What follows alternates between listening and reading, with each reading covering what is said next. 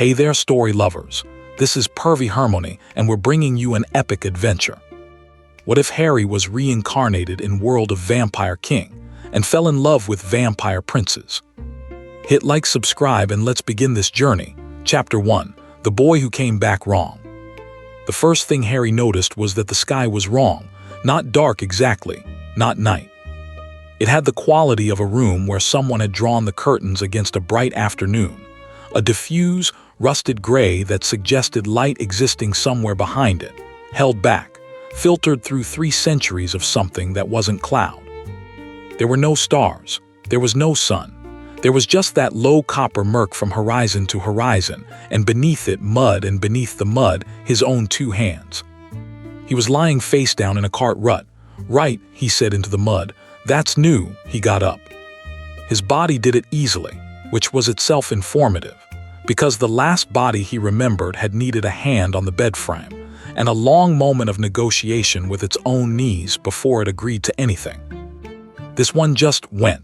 He straightened, and there was no stiffness in his spine, no ache in the old break in his left forearm, no small companionable throb behind the eyes that had been with him for 30 years.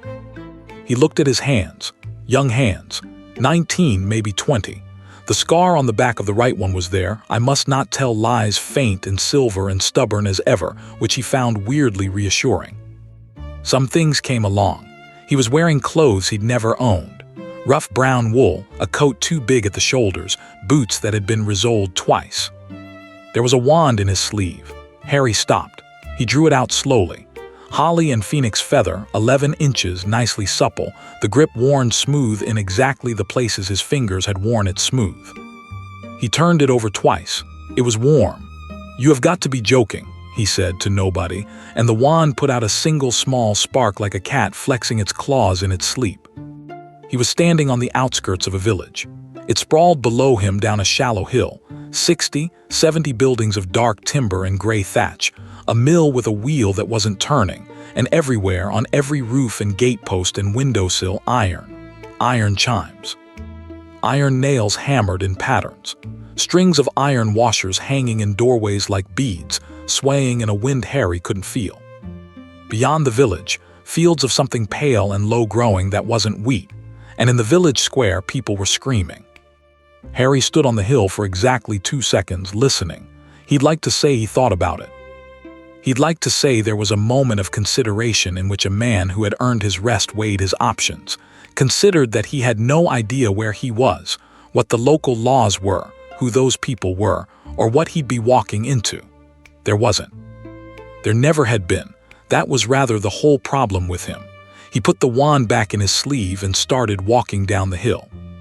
The square was cobbled, with a well in the middle and a stone trough beside it, and both of those were currently decorative, because the important thing in the square was the horses. 6 of them tall and lean and the wrong color, a gray so dark it read as green, with too much intelligence in the eye. Their riders had dismounted. There were 9, in long coats of oxblood leather with high collars, and they'd arranged the villagers in a rough kneeling arc in front of the well the way you'd arrange chairs. At the front of it, a man was being held down over the trough by 2 of the coats while a third bent over his throat, not biting. Harry registered that with the odd clinical part of his brain that had never once switched off in 80 years. Not biting, cutting. There was a copper bowl. There was a small curved knife. There was an unhurried, procedural quality to it that was somehow more obscene than savagery would have been, and the man over the trough was making a sound that wasn't a scream so much as a series of failed attempts at one. A woman knelt in the ark with a child's face pressed into her shoulder, and she was saying, over and over in a flat, wrecked voice, "He's given twice. He's given twice this season. He's given twice." "Then he's practiced," said the one with the knife. He had a pleasant voice. That was the thing Harry would remember afterwards when it mattered. A warm, cultured, slightly bored voice. The voice of a man doing tedious paperwork at a party he'd rather be enjoying. "Baron Ilvrit's ledger says Greyhello is 9 measures short," he went on, tilting the bowl. 9 in a season. "Now I'm sure there's a reason. There's always a reason. Bad water, bad blood, 3 of you died of the coughing." and I'm sure if I rode back to the Baron and explained about the coughing, he'd nod along and say, "Ah yes, the coughing, how thoughtless of me to expect the tithe." The knife moved. The man over the trough spasmed, but I'd have to say it while he was hungry. "Do you see my difficulty? The king's law," someone said from the ark, an old man. His voice shook, but he said it anyway. "The king's law says 1 measure a season, and none from the sick, and none from children, and none taken, only given." "The king," said the pleasant voice, "is 400 miles away and dying." And that was when Harry walked into the square. He didn't announce himself. He came in from the east lane at a completely unremarkable walking pace, hands in his coat pockets, and he was halfway to the well before anyone noticed him, because 9 armed immortals had, quite reasonably, stopped expecting anything from the east lane. One of the coats turned. "Get back in your house." "No," said Harry. "Sorry, put him down." The whole square went quiet. Even the man over the trough stopped making his sound, because the silence was so total it seemed rude to break it. The pleasant-voiced one straightened up. He was tall, sandy-haired, with a long, clever face and eyes the color of weak tea, and there was blood on his mouth in a thin arc like a badly drawn smile. He looked Harry up and down with genuine curiosity. "Who are you?" "Harry." "Harry," he tasted it. "Just Harry." "Depends who's asking, but yes, mostly these days." Harry stopped about 15 feet away. He looked at the man bent over the trough. He looked at the bowl. "How much have you taken out of him?" "I'm sorry, it's not a hard question. Pint 2 more." The sandy-haired man's mouth curved. "You're not from Greyhollow." No, you're not, because everyone in Greyhollow knows better." He handed the knife to the man beside him without looking, the way a surgeon hands off an instrument. "You've walked in here barefaced, unarmed at collection, and you've interrupted a lawful requisition, and you've done it in that tone." "That's the part I'm stuck on, the tone." "Yeah, I've been told about the tone." Harry took his hands out of his pockets. "Look, I'm going to be straight with you, because I've had a very confusing morning, and I don't have the patience I used to. Put him down, put pressure on the wound, get on your horses and go. That's the whole offer. There's no second half where we negotiate." Somebody in the kneeling ark made a small noise. It might have been a laugh. It sounded more like grief. The sandy-haired man walked forward 3 steps. He moved beautifully, which Harry noted, because things that moved beautifully were usually fast. "Do you know what I am?" "Broadly." "Say it." "You're a vampire," Harry said. "You're one of about 9 vampires, and you've got a nobleman somewhere with a ledger, and you've decided that the rules are for people who can be punished. I've met you before, different face, same job." He tilted his head. "Also, you've got blood on your chin, and it's making it very hard to take you seriously." Silence. The sandy-haired man wiped his mouth with the back of his wrist, slowly, watching Harry the whole time. "My name is Vetch," he said. "I have been requisitioning for the Ilvrit line for 111 years. In that time, 3 people have spoken to me the way you just did." He smiled. He had good teeth, and then, as Harry watched, he had better ones, the canines sliding down with a small wet click like a lock turning. "Would you like to know what happened to them?" "Not especially. I'll tell you anyway." Harry sighed and lifted his hand. He didn't say anything. He hadn't needed to say anything in 50 years, and the wand came out of his sleeve into his palm like it had been waiting its whole existence for this exact hour, and what came off the end of it was not a spell any of them had a name for. Vetch went backwards. Not thrown, deleted from the space he'd occupied. 180 pounds of ancient predator crossing 40 feet of square in under a heartbeat, and hitting the mill wall hard enough that the wheel came off its mounting and dropped into the dry race with a boom that rolled around the buildings twice. For 1 second, nobody moved. Then all 8 of the others came at Harry at once. They were fast. Genuinely, horribly fast. Faster than anything he'd fought in the war. Faster than the thing under the lake. Blurs of oxblood leather converging from every angle with the smooth silence of hunting animals.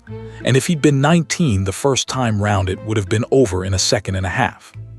He was not 19. He was 81 years of dueling in a 19-year-old's nervous system, and the difference showed. He dropped his shield first, not a bubble, a ring, low and wide and paper-thin, cast down through his boots into the cobbles, so it came up out of the ground like a fence. The first two hit it at full sprint. The sound was like dropping a piano. The third went over the top, because of course one of them was clever and Harry didn't even turn around. He flicked 2 fingers behind him, and the coat's own momentum picked him up and put him through the well. Through it. Stone, water, the far wall of it, out the other side. 20 feet of skidding. And he came up snarling with his arm bent the wrong way, and Harry pinned him to the cobbles with a body bind so heavy the stone cracked in a spiderweb underneath him. 2 more split left and right. Harry let them. He was watching the 6th, who had drawn a curved blade and gone up onto the roof of the smithy, 3 stories in one jump, a black shape crossing the murk with a knife in her teeth. "Oh, that's showing off," Harry said, and set the roof on fire. Not ordinary fire. It came off his wand in a rolling white sheet and hit the thatch, and the thatch didn't burn so much as cease, and the woman on it fell through into the smithy in a rain of blazing straw and came out the door already screaming, already beating at her sleeve, and Harry hit her with a jet of water from the trough that put her out and knocked her flat and left her lying in the mud coughing. He had not killed anyone yet. He was aware of that. He was keeping track. The 2 who'd split were on him now from both sides. He let them get close enough that he could see the pupils blown huge and black in the eye of the one on the left, close enough to smell the copper of them, and then he simply wasn't there. The crack of the apparition took a pane out of every window in the square. He reappeared 6 feet up and behind them, hung there for a quarter second in a way that made a woman in the kneeling arc actually cry out, and dropped a hammer of pure kinetic force straight down. The cobbles jumped. Both of them went to their knees in the middle of a crater, and Harry landed lightly in front of them, and the taller one lunged at his ankle from the ground and got a boot in the face for it. "Stay," Harry said, with enough behind it that the word made the air ripple, and something old and Latin and unpleasant snapped shut around both of them like a bear trap. He turned. Vetch was up. He'd come out of the mill wall with half his face wrong, the cheekbone visibly caved, and then in the 3 seconds Harry watched, visibly not caved, the bone grinding audibly back into shape, and he was standing very still in the shadow of the broken wheel with an expression Harry had seen on exactly one other face, and that face had belonged to a man in a graveyard in Little Hangleton. Not fear. Recalculation. "You're a weaver," Vetch said. "I'm really not. Salt witch, bone singer, something out of the marsh covens." "I've genuinely never heard of any of that." "Then what are you?" Harry considered the question. Around the square, the villagers hadn't moved. The man at the trough had been let go when his handlers charged, and he'd slid down onto his side, and the woman was there now with the child, pressing both hands over his throat, and the blood was coming through her fingers in a way Harry did not like at all. "I'm the bloke who told you to put him down," Harry said. "Twice now. I'm not doing it a 3rd time." Vetch moved. Harry had genuinely believed he'd seen the top speed of these things.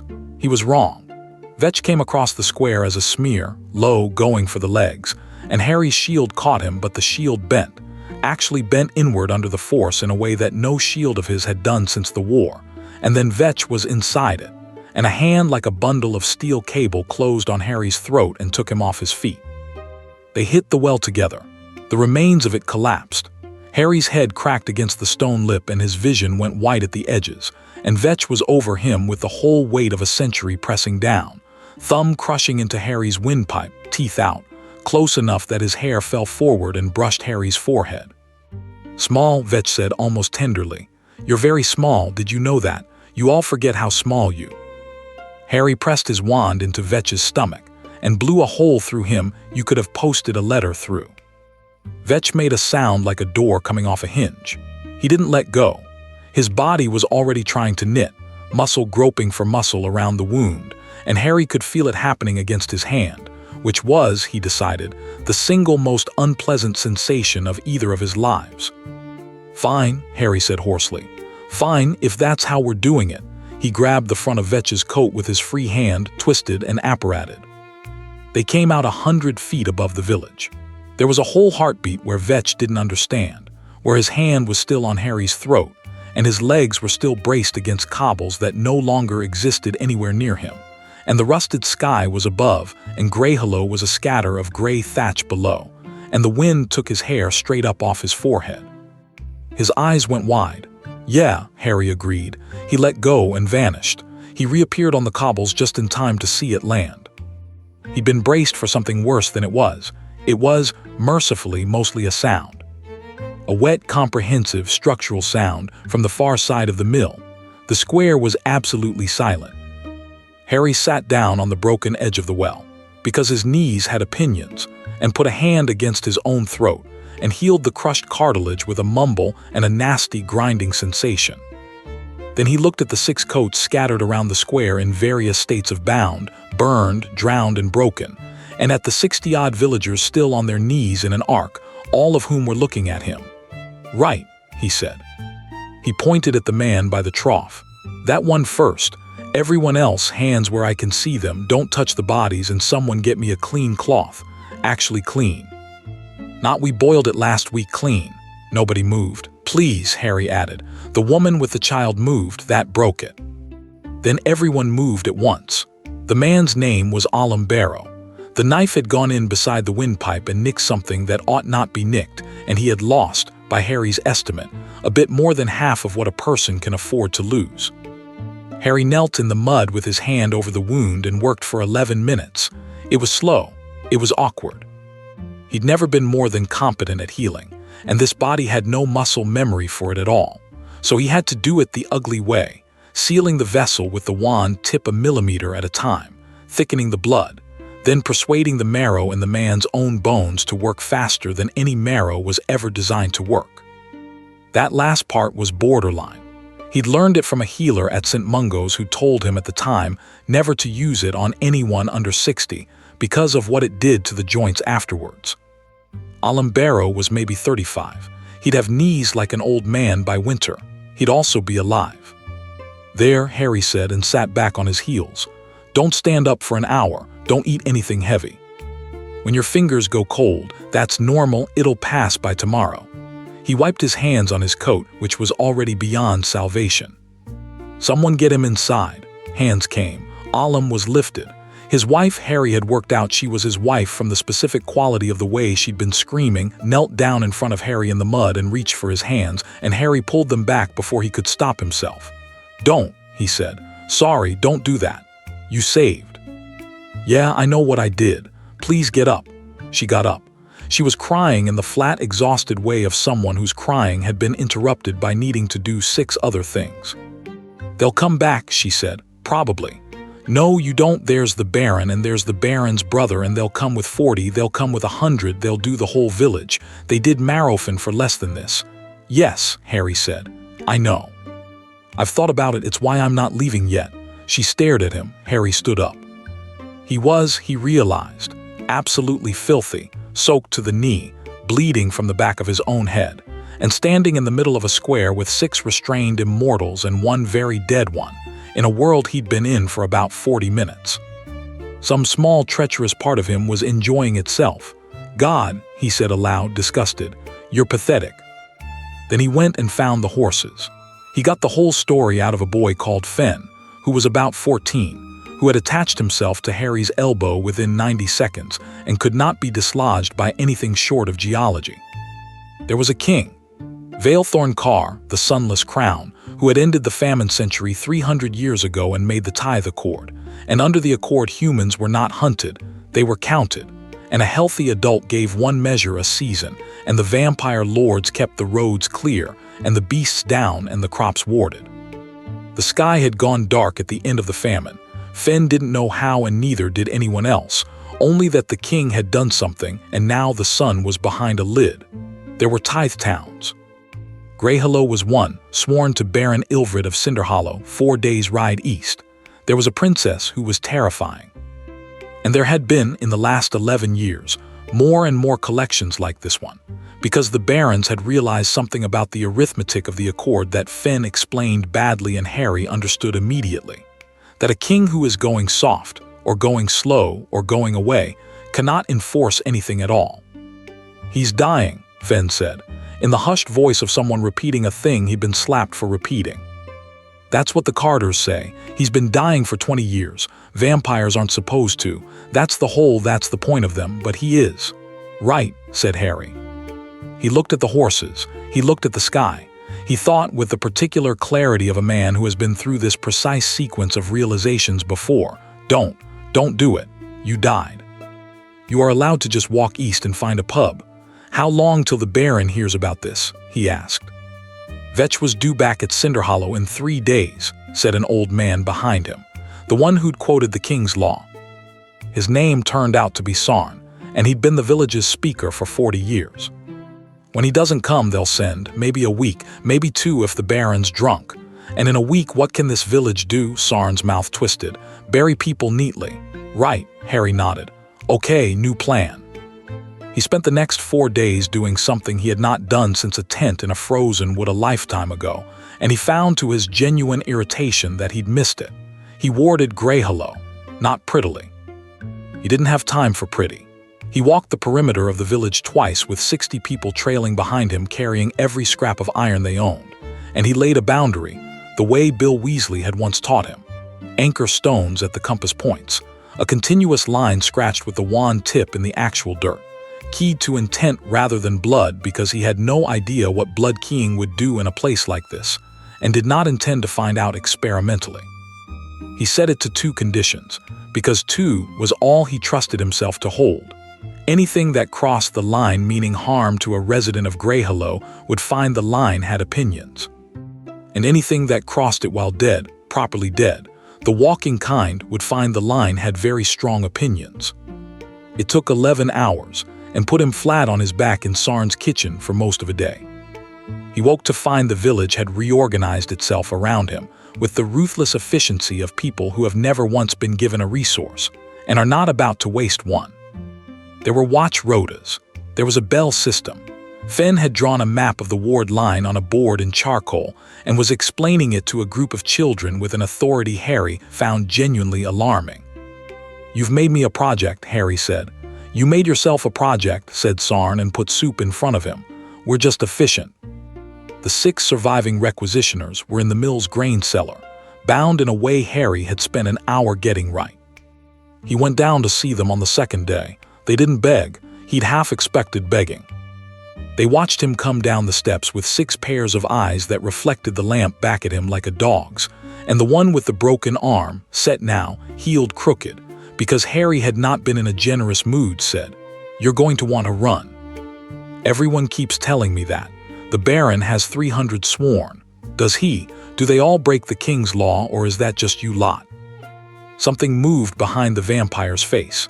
Harry crouched down on the bottom step, elbows on knees, and looked at him. "That's the bit I keep coming back to, actually. Your man Vetch stood in that square and said the king's law out loud and then ignored it in front of 60 witnesses, and he wasn't nervous. He was bored.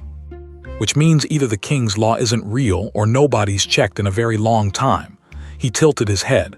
"Which is it?" Silence. "See, I ask," Harry said, "because I'd quite like to know whether I've killed a criminal or a civil servant. It changes what I do with you 6.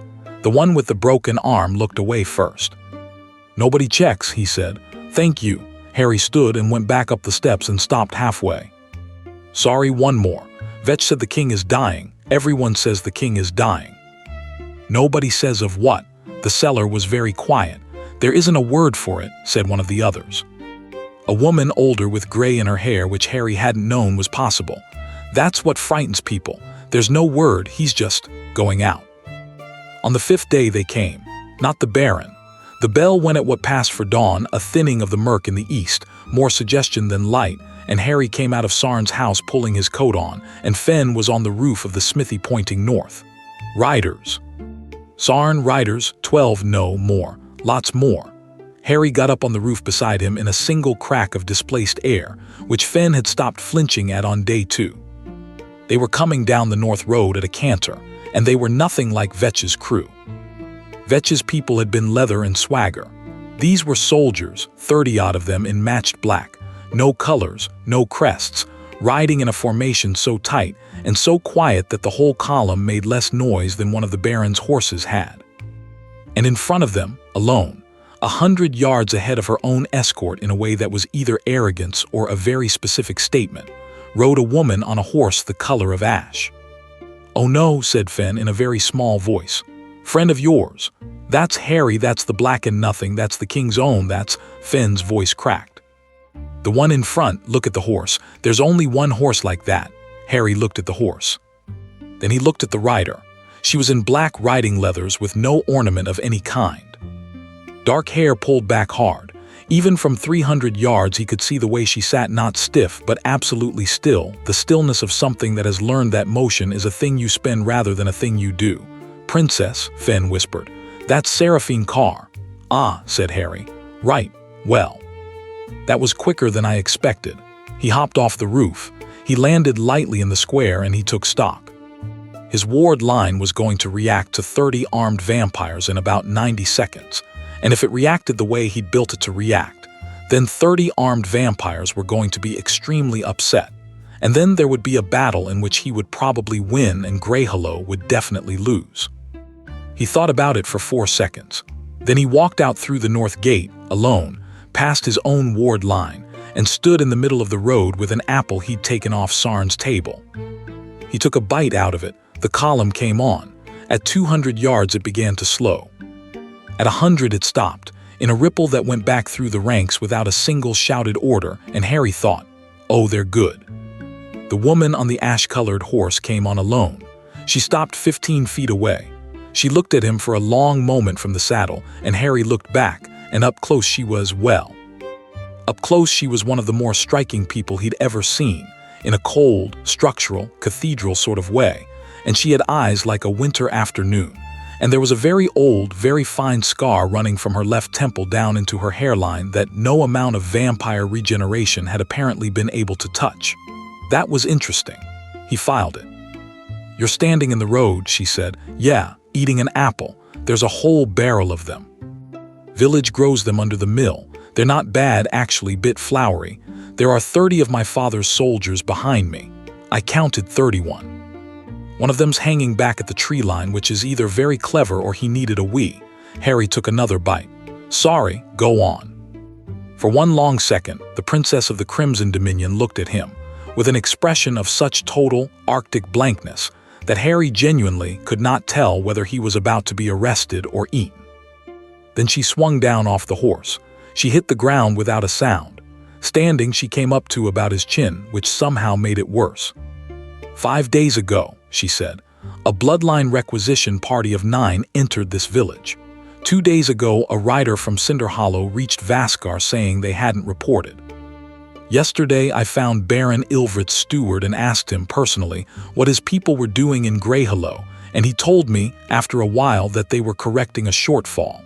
Her eyes hadn't left Harry's face. Where are they? 6 are in the mill cellar, tied up, unhurt except one's got a crooked arm and one's got burns. 2 are in the smokehouse, also tied. One of those is in a bad way, but she'll mend. Apparently you lot mend. And Vetch is behind the mill under a tarpaulin because there wasn't enough of him to bury with dignity, and I thought his family might want to make that call. She was silent. Also, Harry added, there's a man called Alan Barrow in the 3rd house on the left who had half his blood taken out of him with a knife over a stone trough while his wife and his 4-year-old watched. So before we do the whole part where you tell me how much trouble I'm in, you might want to go and have a look at him. He's awake. He'll tell you himself. You did all 9, she said. Alone. Yes, you're human. Very. Vetch of Ilvrit was 111 years old, and I have personally seen him take 4 men apart in a courtyard in less time than this conversation. She took 1 step closer. So you understand my difficulty. You keep saying difficulty, said Harry. He said that too, actually, Vetch, right before. It's a very vampire word, very bureaucratic. Something flickered across her face. It was gone before he could name it. What's your name? Harry. Harry what? Just Harry does fine. It doesn't actually, she said, because in about 4 hours I have to write a report and just Harry is going to look extremely stupid in it. Harry laughed. It surprised him as much as her. It came out of him unforced and slightly rusty, the laugh of a man who hadn't had much occasion lately, and he saw her react to it, a fractional widening, a recalibration, the look of someone who has walked into a room expecting a fight and found the furniture rearranged. Potter, he said. Harry Potter, put that. It'll look better. Where are you from, Harry Potter? Long way off. Which direction? Honestly, couldn't tell you, it's been a strange week. Her hand went to her sword hilt, not drawing, resting. I'm going to give you one opportunity, Seraphine said, to explain to me how a human killed a century blood and put 8 more in a cellar without lying to me. I'll know if you lie. I have been listening to people lie to me for 240 years, and I promise you I'm better at it than you are at the other thing. Fair enough. Harry finished the apple and threw the core over his shoulder. I'm a wizard, she waited. That's it, said Harry. That's the explanation. I'm a wizard, I'm quite a good one, and where I come from there were about 4,000 of us, and we had schools and a government and a very boring sport. Then I died. Then I woke up in a cart right outside this village on Thursday. I have absolutely no idea why. I've got a strong suspicion about who, and I genuinely love to talk to somebody who knows something about it, so if you've got a library, I'm all yours. Seraphine Carr looked at him for a long moment. Prove it, she said. Harry raised an eyebrow. Prove which part? Any of it. All right, said Harry and took her sword. He didn't touch her. The blade came out of the scabbard on its own, 3 feet of pale metal ringing free, spun once in the air between them and hung there horizontal at chest height. Seraphine's hand closed on nothing. She went absolutely still. Now that's a nice sword, Harry said conversationally, walking a slow half-circle around it. That's older than you, I'd say. There's a thing on it, some sort of working. I can feel it, but I couldn't tell you what it does. Someone put a lot of love into that. He tapped a finger in the air, and the sword rotated obligingly, presenting its other face. Also, there's a name scratched into the tang under the grip, and it's not yours, because it's a man's name, and it's been half filed off. So that's a story. Behind her, 30 soldiers had drawn 30 weapons, and the sound of it rolled across the field. Seraphine raised her left hand. They stopped. Give it back, she said quietly. Harry made a small gesture. The sword turned in the air, reversed, and drifted hilt first into her hand. She caught it. She did not sheath it. That, she said, is not any craft I know. No, there are 7 salt covens in the Dominion, and I have met all of them, and none of them can do that. I believe you. You made a sword fly. I've done a lot worse than that this week. She sheathed the blade at last, in one crisp movement, and Harry got the distinct impression that she'd done it to give her hand something to do. You should be afraid of me, she said. Probably. Everyone is. Yeah, I got that. Harry put his hands back in his pockets. Sorry, it's not personal. I'm sure you're very frightening. It's just that I've done all my being afraid already, and I appear to have run out. And there it was again. That flicker across the winter of her face, that half-second of something underneath. This time he was watching for it, and he caught the edge of it, and to his considerable surprise it wasn't anger. It was curiosity, and it was starving. She went to see Alum Barrow. Harry hadn't expected that.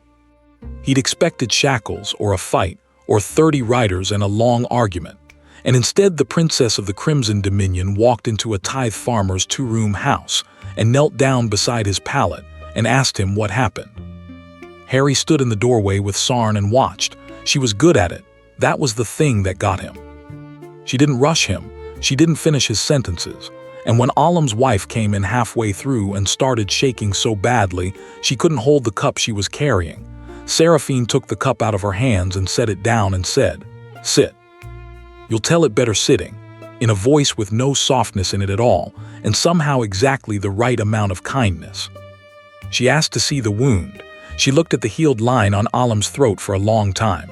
Who closed this? Him, said Alum and pointed at the doorway. She turned her head. Harry looked at the ceiling. Then she went out and looked at the square, at the crater, at the well, at the burned skeleton of the smithy roof, at the mill wheel lying in the race. She walked the whole thing in silence with her hands behind her back. She stopped at the trough. She looked into the copper bowl, which nobody had touched, and which still had 2 inches of alum barrow in it going black. She stood there for a while. Then she said without turning around, "Show me the cellar." The 6 in the grain cellar reacted to her arrival the way Harry had expected them to react to him, which was informative. They pressed back against the wall. One of them started talking immediately fast, the words tumbling, "Highness, Highness, we were sent. We had the Baron's warrant. There's a warrant. It's in my coat, and Seraphine let him get all the way through it, and then she crouched down in front of him in the straw. Show me. He couldn't. His hands were bound. Harry flicked a finger and the warrant slid out of the man's coat and across the floor to her feet. She read it. It took 8 seconds. This is a requisition order for 4 measures, she said. You took 9. You took from a man who'd given twice. You did it with a blade rather than a bite, which means you weren't feeding, you were collecting, which means it was going in a barrel, which means it was going to market. She looked up. Who buys it? The vampire's mouth worked. I'm not going to ask twice, Seraphine said. I have never in my life asked twice. Cinder Hollow, he said, the Baron's cellars. And then some of it goes on. West. There's a buyer in the West. We don't get told. We just load the carts. I swear on the crown, we just load the carts. How much, Highness? How much goes west? Most of it, he whispered. Seraphine stood up. She stood there in the lamplight of a grain cellar in a village nobody in Vaskar had ever heard of, and Harry watched a woman do arithmetic she very badly did not want the answer to. How long, she said. 11 years, Highness, maybe 12. She left without another word. Harry found her outside behind the mill, standing in the gray with her back to him and her hands flat against the wall. There's a hole in your kingdom, he said. Don't. 11 years of blood going west out of a tithe town nobody watches, and there are, 400 tithe towns? 500. Somebody's built something. Somebody stockpiled something, and the only reason you stockpile blood is, I said don't. She turned around. Her eyes had gone strange. The winter gray pushed out to the edges by a thin ring of red. You don't get to stand in my country for 5 days and explain it to me. Fine. You have no idea what you've walked into. That's true. You killed a bloodline officer of a sworn baron in front of 60 witnesses. Do you understand what that is? Ilvrit will call blood debt.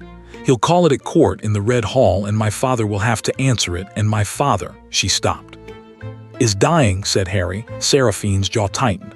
They talk about it in the villages. They talk about it in the villages. She laughed once, with no humor in it whatsoever, and put her head back against the mill wall and looked up at the sunless sky. 240 years, she said, and the worst thing anyone's ever done to me is make me the person who has to fix this. Harry didn't say anything. He was thinking about a boy in a headmaster's office being handed a prophecy. What do you want? He asked instead. She looked at him. What?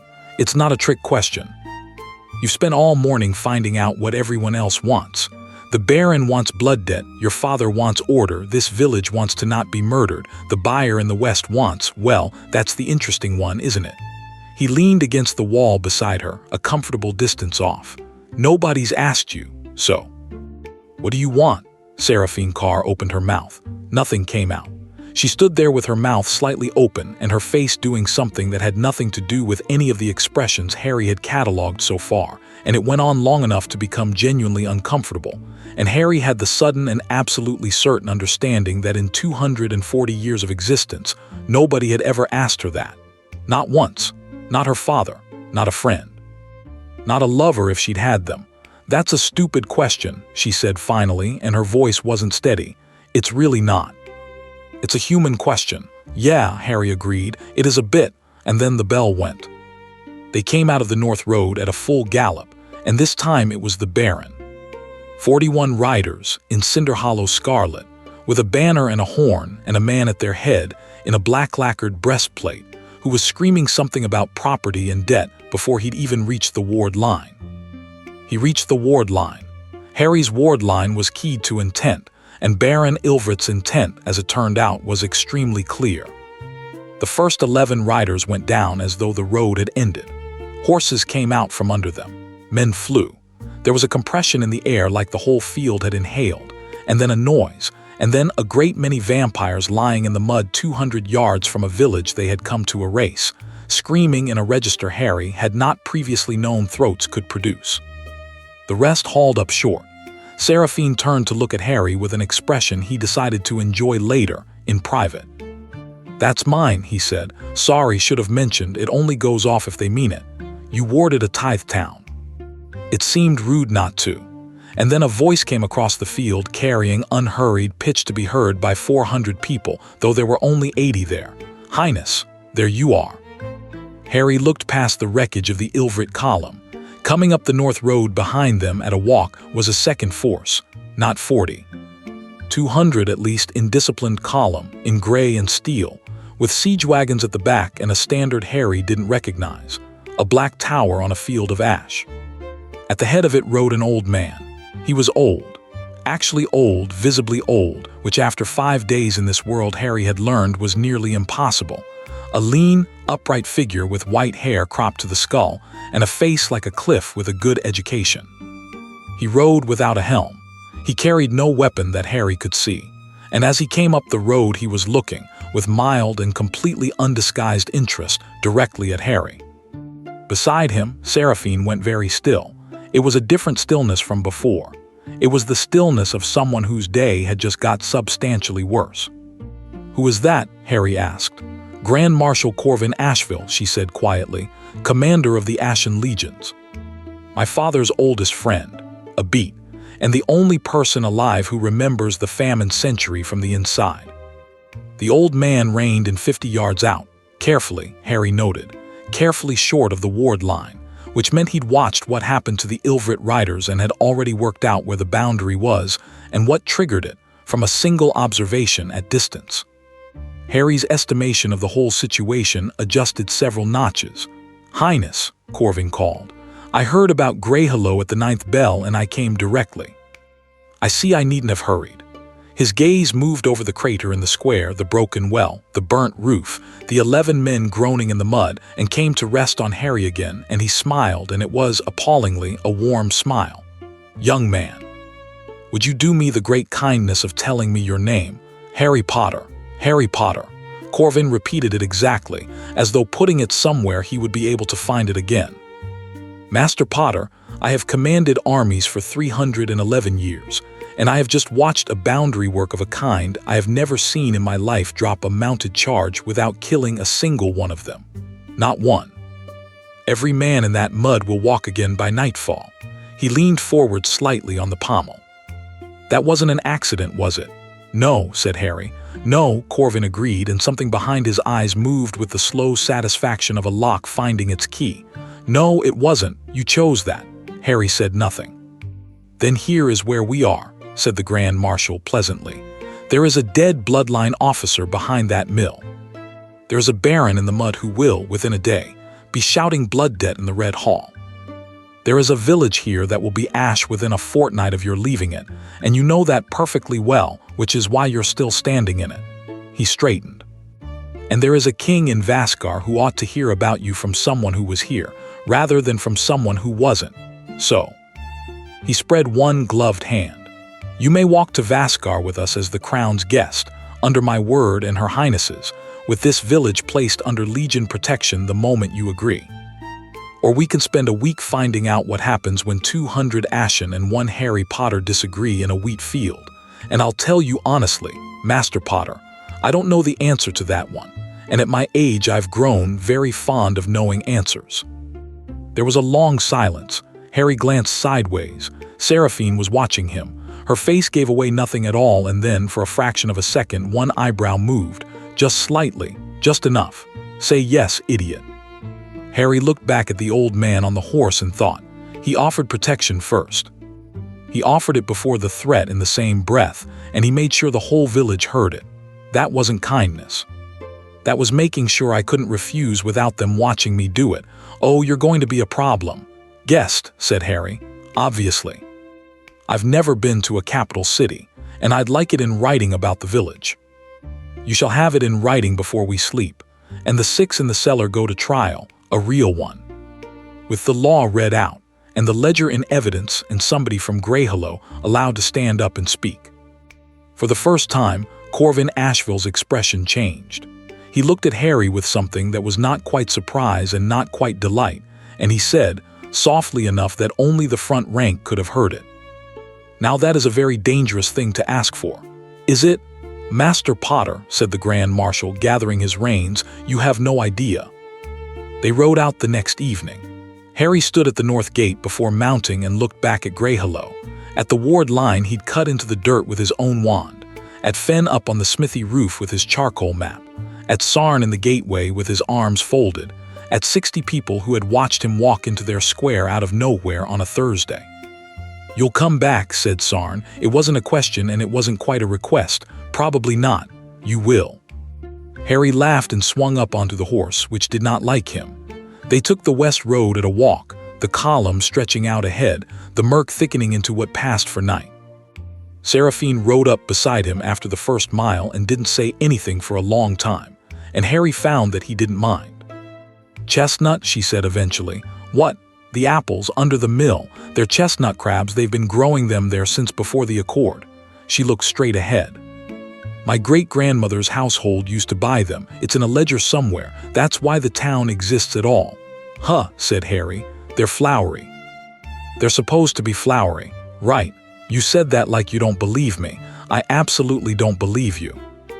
And Seraphine Carr made a sound that she immediately, visibly, tried to pretend she hadn't made, and put her heels to her horse and went up the column to ride with someone less irritating. Harry watched her go and grinned, and then the grin faded because up ahead on the roadside, at the edge of the tree line, someone was standing. A man in a long gray coat, hands folded, perfectly still, watching the column pass, and Harry couldn't see his face under the brim of the hat, but he could see the angle of it, and the angle of it was tracking him and only him. Harry pulled up. 200 riders went by on either side. A sergeant swore at him mildly for stopping in the middle of the road. Nobody else so much as glanced at the tree line. The man in the gray coat lifted one hand and waved. It was a small, friendly, almost apologetic wave. The wave of an acquaintance across a crowded street, someone you owe a letter to. Harry's whole spine went cold in a way it had not gone cold since he was 17 years old and walking into a forest. "No," he said. "No, we're done. We finished." "You let me finish." The man in the gray coat tilted his head, the way you do when someone has said something that isn't true and you're too polite to correct them. Then a wagon went past, and the road was empty, and there was nothing at the tree line but trees.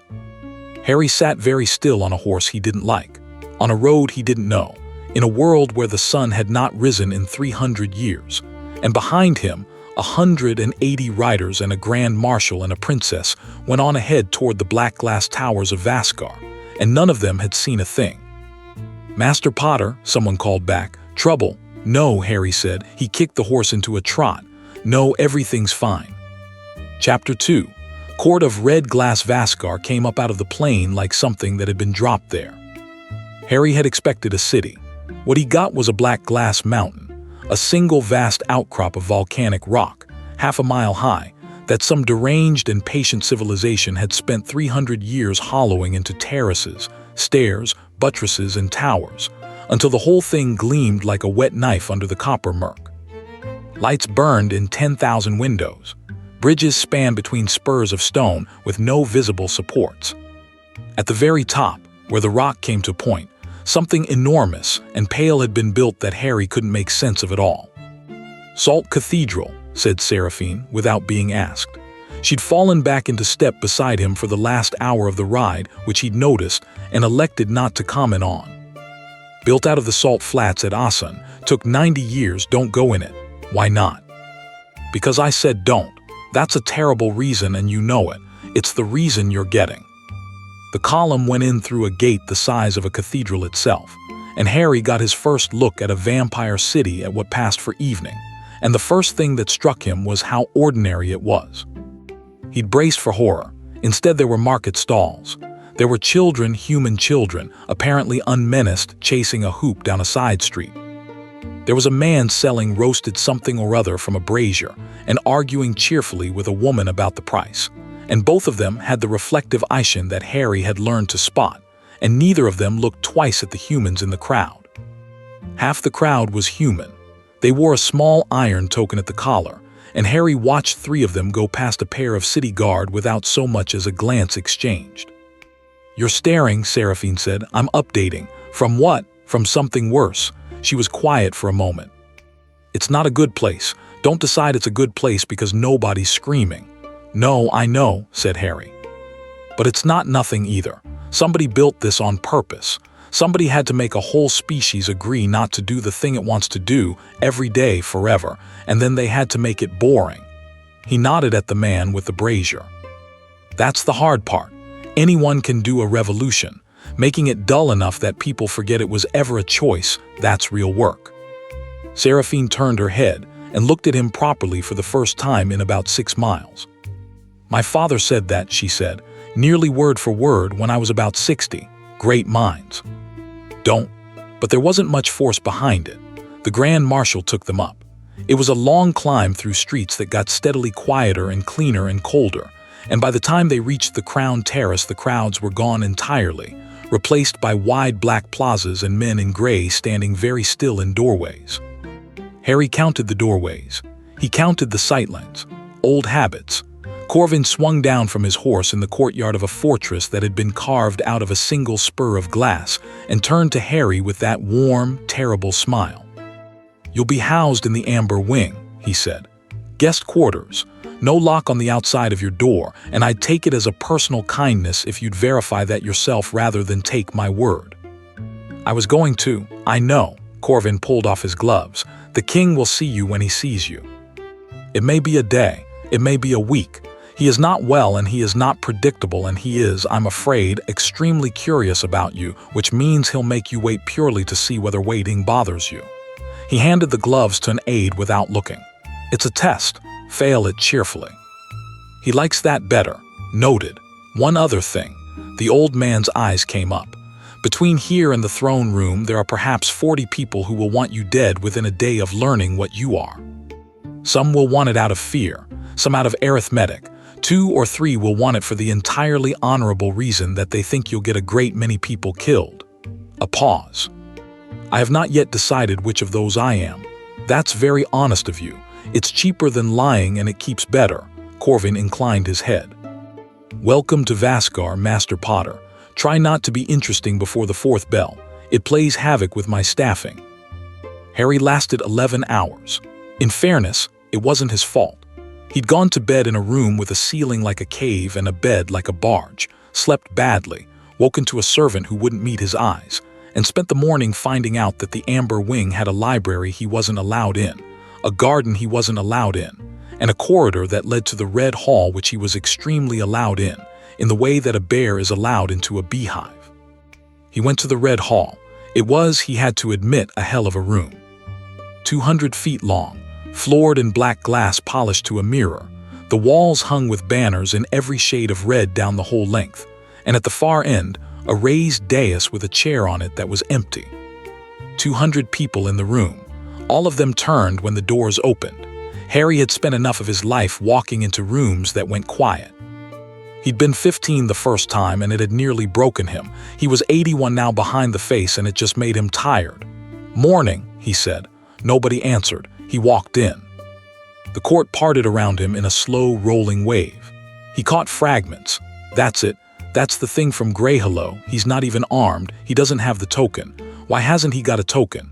And he kept walking at an unhurried pace until he reached the open space in front of the dais, where a knot of people in scarlet had gathered around a man in a black lacquered breastplate with his arm in a sling. Baron Ilvret's face when he saw Harry did something remarkable. "You," he said. "You're the one from the mud," said Harry. "How's the arm?"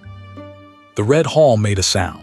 It was not quite a gasp and not quite a laugh, and it was the sound of 200 courtiers realizing simultaneously that the morning was going to be worth the trouble of attending. Ilvret came forward.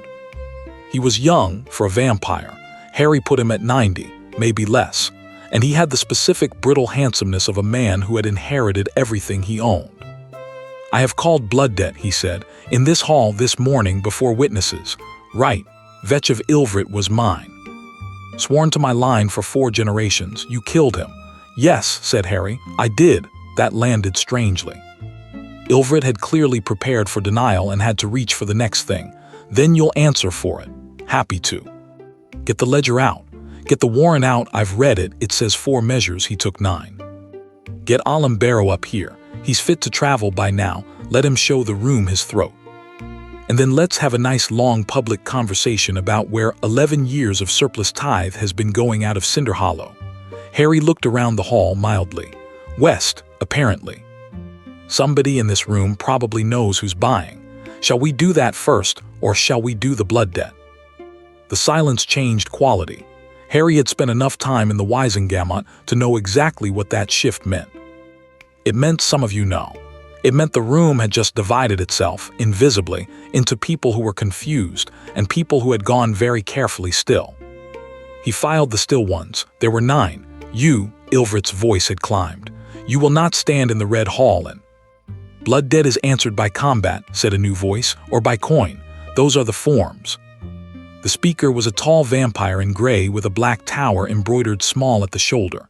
Young face, Corvin's colors. He came out of the crowd with the ease of someone who had been waiting near the front for exactly this, and Harry thought, ah, here we go. Lord Baron cannot fight, the newcomer went on smoothly. His arm is broken and his honor requires a champion. I offer. And you are, said Harry, Lucian Asheville, second son of the Grand Marshal. He bowed precisely. Captain of the Crown's third. Right, and you're doing this because if you kill a bloodline officer in this dominion and walk into this hall the next week making speeches about ledgers, somebody has to establish what you are. Lucian's smile was his father's, minus 3 centuries of practice. And because I'd rather it was me than someone who'd enjoy it. Harry considered that. It was, annoyingly, a decent answer. Is there a version of today where I say no and nothing bad happens to Greyhillow? No, said Lucian. Didn't think so. Harry rolled his shoulders. All right, where do you want it? The dueling floor was a circle of white salt set into the black glass at the hall's eastern end, 40 feet across, and the whole court packed itself around the edge in about 90 seconds flat with the enthusiasm of a crowd that had not had good entertainment in a while. Seraphine arrived halfway through the assembling. Harry saw her come in at the back, saw her taking the salt circle and Lucian stripping off his coat and Harry standing there with his hands in his pockets, and saw her face go through a sequence of expressions ending in something close to murder. She started forward. Someone caught her arm, an older woman in black, and said something urgent in her ear, and Seraphine stopped, and Harry watched her choose to stop, which told him something about the politics he hadn't known 30 seconds ago. He gave her a small nod. She looked at him like she was pricing a coffin. Terms, said the master of the floor, an ancient in a red sash. First blood, yielding, or death. Death, said Ilvrit from the edge. Yielding, said Lucian, at exactly the same time, and turned to look at his patron with an expression that shut the Baron's mouth like a slammed door. Yielding. I'm not butchering a man in the Red Hall over a broken arm. Yielding, or first blood if the human prefers. Yielding's fine, said Harry. You should take first blood. Yeah, I know, Lucian drew. It was a beautiful thing, a straight blade, single-edged with a working on it that Harry could feel from 20 feet, the same low hum as Seraphine's sword. He moved into a guard that had clearly cost somebody 2 centuries to teach him. For what it's worth, he said, I saw the ledger. My father showed me, the 9 measures, that was foul, and if I could put Vetch back together to hang him properly, I would. But you're standing in the middle of my country making it obvious that our law is unenforceable, and every baron in this hall is doing the same sum you are. Lucian's blade came up. So, Harry agreed. The master of the floor dropped his hand. Lucian Asheville was, Harry would say afterwards, genuinely superb. He crossed the 20 feet in a fraction over a quarter of a second. He came in low and off the line with a feint that would have taken most opponents' guard 3 inches out of position. And he was, by every standard of the world he lived in, one of the 4 or 5 best blades on the continent. Harry didn't move. The sword came round in a flat silver arc at neck height, and stopped 6 inches from Harry's throat with a sound like a bell being struck underwater. Lucian's whole body came up short against his own momentum. Harry hadn't taken his hands out of his pockets. Nice cut, he said. Lucian wrenched the blade free of the air. It took him a full second, spun, and came again from the other side, faster. 3 strikes in a chain, high-low-high, and the salt on the floor jumped with each stop as the shield ate them. On the 4th he changed. He dropped the sword. Harry blinked. Lucian came in inside the arc of the strike he'd abandoned, empty-handed, straight at the chest, because a shield keyed to a weapon might not be keyed to a shoulder, which was smart. That was very smart. Harry took his left hand out of his pocket and caught him by the throat. He didn't squeeze. He just held on, and Lucian Asheville's forward charge ended as absolutely as if he'd run into a wall bolted to the floor, and the red hall made a noise like a wave hitting rock. "That was the right idea," Harry said. "Genuinely, that was the best thing anyone's tried on me in 2 lifetimes." He shifted his grip slightly. "It just doesn't work because it's not a shield, it's the air." He let go. Lucian staggered back 2 steps, hand at his throat, eyes wide and furious, and then he did the last thing Harry expected. He reached inside his own shirt, pulled out a small clay flask, snapped the neck off with his thumb, and drank it in one swallow. Somebody in the crowd shouted. What happened next happened very fast. Lucian's eyes went from gray to red to black in the space of a breath. The veins in his throat came up like cord. He grew, not much, an inch too, but the shape of him changed. The shoulders going wrong, the hands lengthening, and the sound that came out of him was not a sound a person makes. "Sanguine draft," someone was yelling. "That's proscribed, that's a proscribed." He hit Harry like a train. The shield held for a full 1.5 seconds. Harry felt it flex, felt it strain, and then it went, and Harry went with it off his feet across the salt circle, into and partway through the wall of black glass at the circle's edge. Glass sheared. Someone screamed. Harry came off the wall spitting, with a shard of volcanic rock in his shoulder and his ears ringing. The thing that had been Lucian Asheville was already there. Harry looked up into a face that had almost nothing left of the young man who'd apologized to him 30 seconds ago and thought, with sudden and total clarity, he didn't take that to win. He took that because he thought I'd kill him, and he wanted to make me work for it. "Oh, you idiot," Harry said. Then he stopped playing. He didn't cast at Lucian. He cast at the floor, a single downward chop of the wand, and the black glass under Lucian's feet went from solid to something with the consistency of deep mud, and Lucian dropped to the knee, and while he was dropping, Harry hit him with a levitation charm powerful enough to break furniture and slammed him upward into the ceiling 40 feet overhead. The ceiling cracked. Dust came down in sheets. Lucian fell. Harry caught him 10 feet off the floor, held him there, upside down, and then, because the draft was still working and the thing in Lucian's blood was already dragging the broken parts of him back into shape, Harry did something he had not done since a hospital corridor in 2004. He reached out with his will and found the potion. He couldn't have explained how. It was the same sense that let him feel the working on Seraphine's sword, only turned inward at another body, and it was there, threaded all through Lucian like ink in water, hot and eager and screaming. Harry closed his fist. "Out," he said. It came out of Lucian's mouth in a black gout, 3 pints of something that hit the salt floor and hissed. Lucian convulsed once, went limp, and the wrongness went out of his shoulders and his hands, and Harry lowered him to the ground and set him down as gently as a sleeping child. The red hall was absolutely, ringingly silent. Harry pulled the glass shard out of his own shoulder, hissed, and sealed the wound with 2 fingers and a muttered word. Then he crouched by Lucian, put a hand on his chest, and waited until the boy's eyes came back gray. 9 seconds, Lucian croaked. "Sorry, before the draft you had me in 9 seconds. He laughed horribly. "I counted. You dropped the sword, that was good. It didn't work, didn't have to work. Had to be good." Harry hauled him up by the arm and put him on his feet and held him there until he was steady. "Do you yield?" "Obviously I bloody yield." "Then say it loud, because I've got a thing to do and I need the room to have heard it." Lucian turned his head.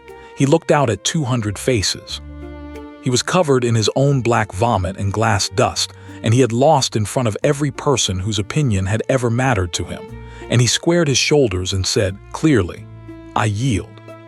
The blood debt of the Ilvrit line is answered and paid, and I'll cut the tongue out of anyone who says otherwise in my hearing." "Good lad," said Harry, and then he turned to the room and raised his voice, and it carried into every corner because he'd been doing this for 60 years and knew exactly how. "Right. While I've got you all, I'm not going to fight anybody else, and I want to be very clear about why. It's not honor and it's not mercy, it's that I don't want to." He let that sit.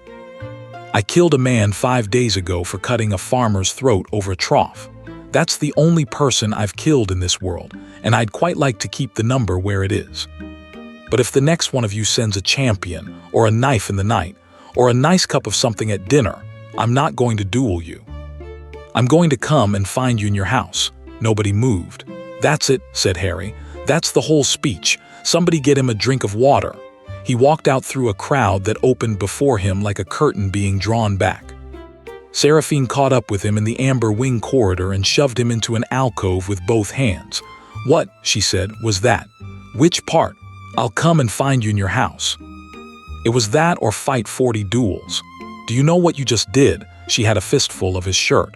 Her eyes had the red ring in them again. "You didn't threaten them, you reassured them. You gave every one of them permission to stop being afraid of an unknown and start being afraid of a known. And a known thing can be planned for, and this court has been planning against known things for 300 years. "Yeah," said Harry. She stopped. "You did it on purpose. I want them to try something." He detached her hand from his shirt gently. "Somebody in that hall is buying blood out of the West.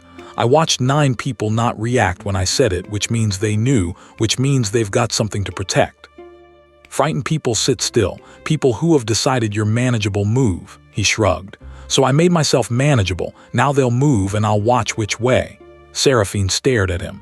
"That's disgusting," she said. "Little bit. You used Lucian Ashvale as a demonstration model." "No," said Harry, and the humor went out of his voice. "No, I didn't. I could have finished that in 9 seconds and I did. And then he took a potion that was killing him, and I spent rather a lot of myself getting it out of him. In public, in front of his father's entire faction.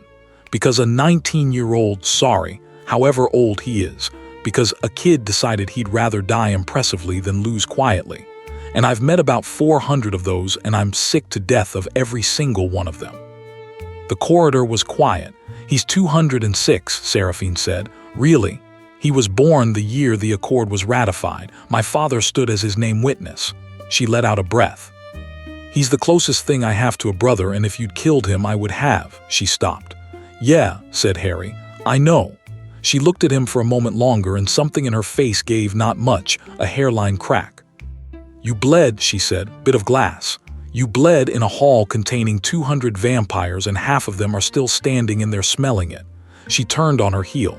"Come with me, now.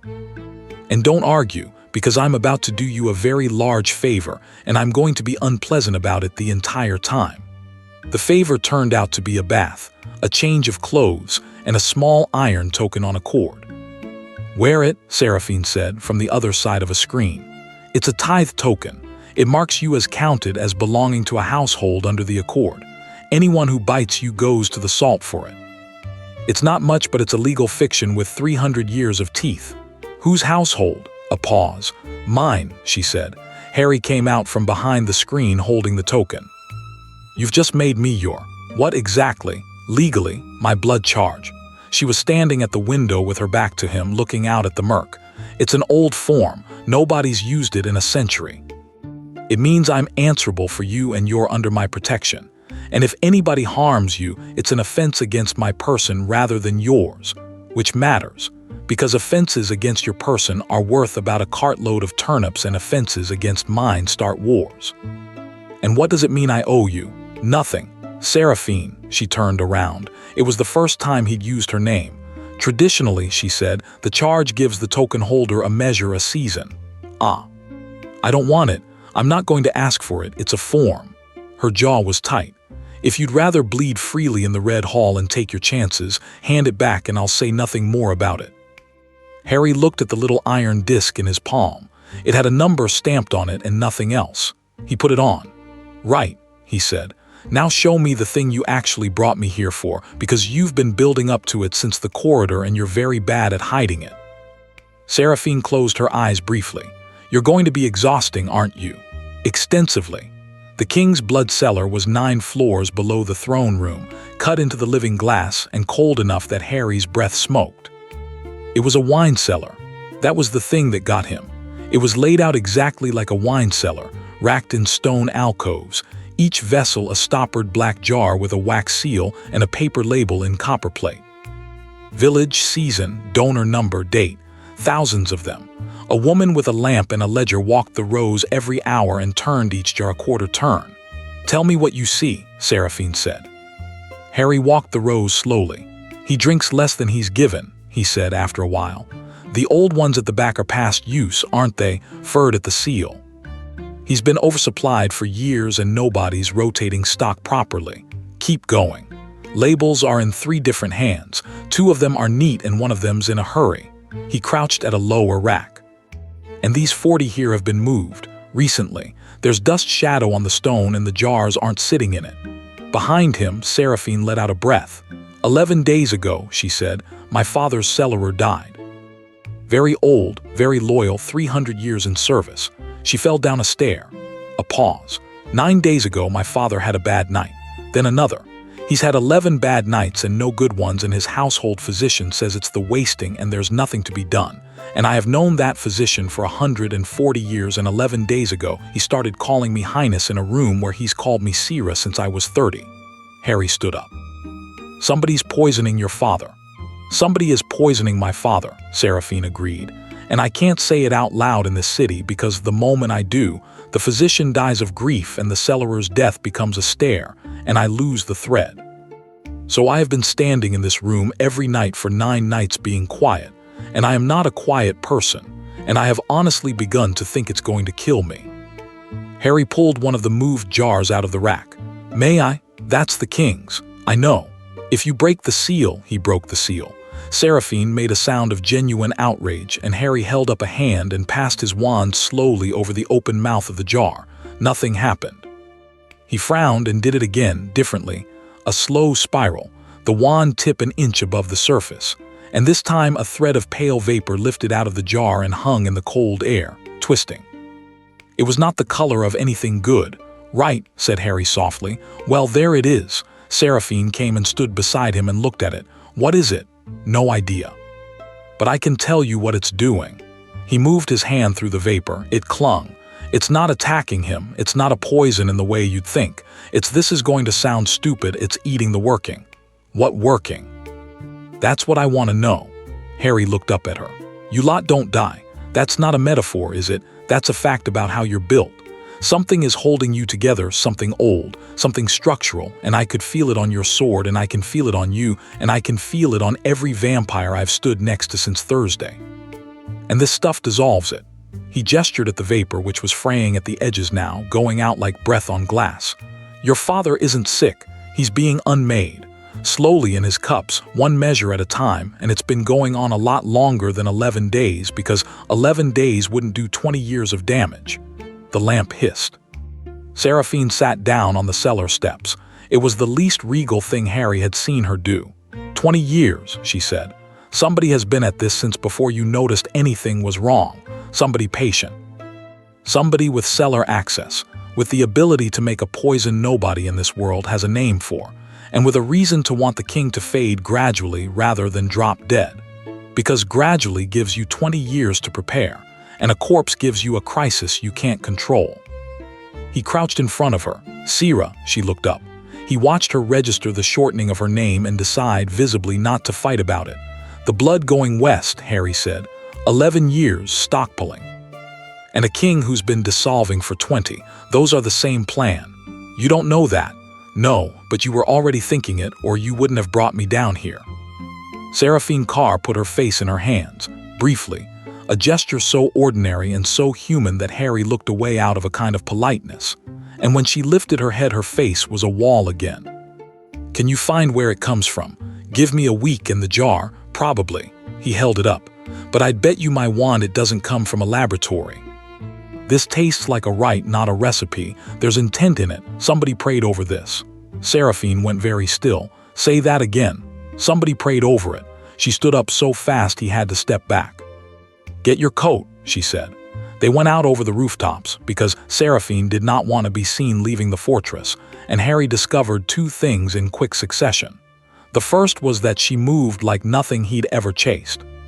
Not a blur, she wasn't wasting the speed on straight lines. She went up a 40-foot wall in 3 touches, crossed a gap between towers that Harry had to apparate, and did the whole thing in a silence so complete it was uncanny. The second was that she was showing off. You could just walk, he called from a chimney stack. Keep up. I'm literally teleporting. I'm going faster than you. You're cheating, which is different from keeping up. She dropped off a gutter into a well of shadow between 2 towers and Harry cracked in beside her. And he could see it in the low light, she was smiling. Actually smiling, small and reflexive and instantly suppressed, and it did something structurally alarming to her whole face. "You're enjoying this," he said. "Absolutely not. You're enjoying this. 240 years and nobody's ever been able to follow you." Seraphine's smile went away. "No," she said, "they haven't." And she went up the next wall without another word. The salt cathedral rose out of the top of the city like a fist of bone. Up close it wasn't white. It was every color that white can rot into, gray and yellow and pale green and strata, huge blocks of compressed salt fitted without mortar, weeping slow mineral tears down its own flanks. There were no windows. There was one door 40 feet high and it stood open. "Talk to me," said Harry. "The pale choir." Seraphine crouched on the parapet opposite, watching the door. "Elders. The oldest things in the Dominion that aren't my father. They kept a version of the old faith through the famine and my father let them keep it, because he needed them, and because it cost him nothing. Their doctrine is that hunger is holy, that the appetite is the god and restraint is the heresy, and that the accord is the greatest sin in our history. And your father let them build a cathedral. My father let them build a hole. The cathedral's a lid," she pointed. "It's not a temple, Harry, it's a cap on a shaft. There's a mile of stair under that floor and at the bottom of it is the progenitor." Harry turned his head. "The what, sorry?" "The first of us, the one all the bloodlines come out of." Her voice had gone flat, the way people's voices go when they're reciting something they were made to memorize young. "It went into the dark before there were histories. It doesn't die, it doesn't wake, and everything we are is a leak, a downstream. The working you felt on my sword and on my skin, that's its working, and there's nothing in this world that can undo it, because undoing it would mean undoing the thing itself." "Right," said Harry. "And you've had a poison for 20 years that undoes it." Seraphine closed her eyes. "Yes," she said, "I've had a poison for 20 years that undoes it. So we're going down there." "We're going down there. Just checking. It's the sort of thing I like to establish out loud beforehand, because otherwise later on someone says this was your idea and I've got nothing to point at." Seraphine looked at him sidelong. "Are you frightened of anything?" "Loads of things. Name one." Harry thought about a man in a gray coat at a tree line waving. "Later," he said, "come on." The stair went down for an hour. It was cut into salt, and salt does not like water, and so the whole descent was a helix of dry, rasping steps with a groove worn down the center of each by a very long time and a great many feet. There were no lamps. Seraphine didn't need them. Harry made a light and then, at her hiss, killed it and made himself see in the dark instead, which took a spell he'd learned from a curse breaker and hadn't used in decades. Somewhere around the 40th minute, they began to hear singing. It wasn't beautiful. Harry had somehow assumed a thing called the pale choir would sound beautiful. What came up the shaft was a low, thick, unmusical drone in a language of about 4 vowels, the sound of a great many voices agreeing on something, and under it, a wet rhythmic percussion that Harry deliberately did not think about. The stair ended in a gallery. They came out on a ledge halfway up the wall of a chamber so big that Harry's dark sight couldn't find the far side and looked down. There were perhaps 300 of them, robed in salt-crusted gray, kneeling in concentric rings around a floor of what looked like polished bone, and at the center of the rings was a shape. It was hard to look at. Harry's eyes kept sliding. He forced them back and made himself see it in pieces. A body, or something with the grammar of a body, 40 feet of it, lying on its side in a hollow it had melted into the stone. Gray. Fissured like old bark. Ribs the size of ship's timbers under skin gone translucent. The arms were folded and the hands were almost human and enormous, and that was the detail that got in under Harry's ribs and stayed there.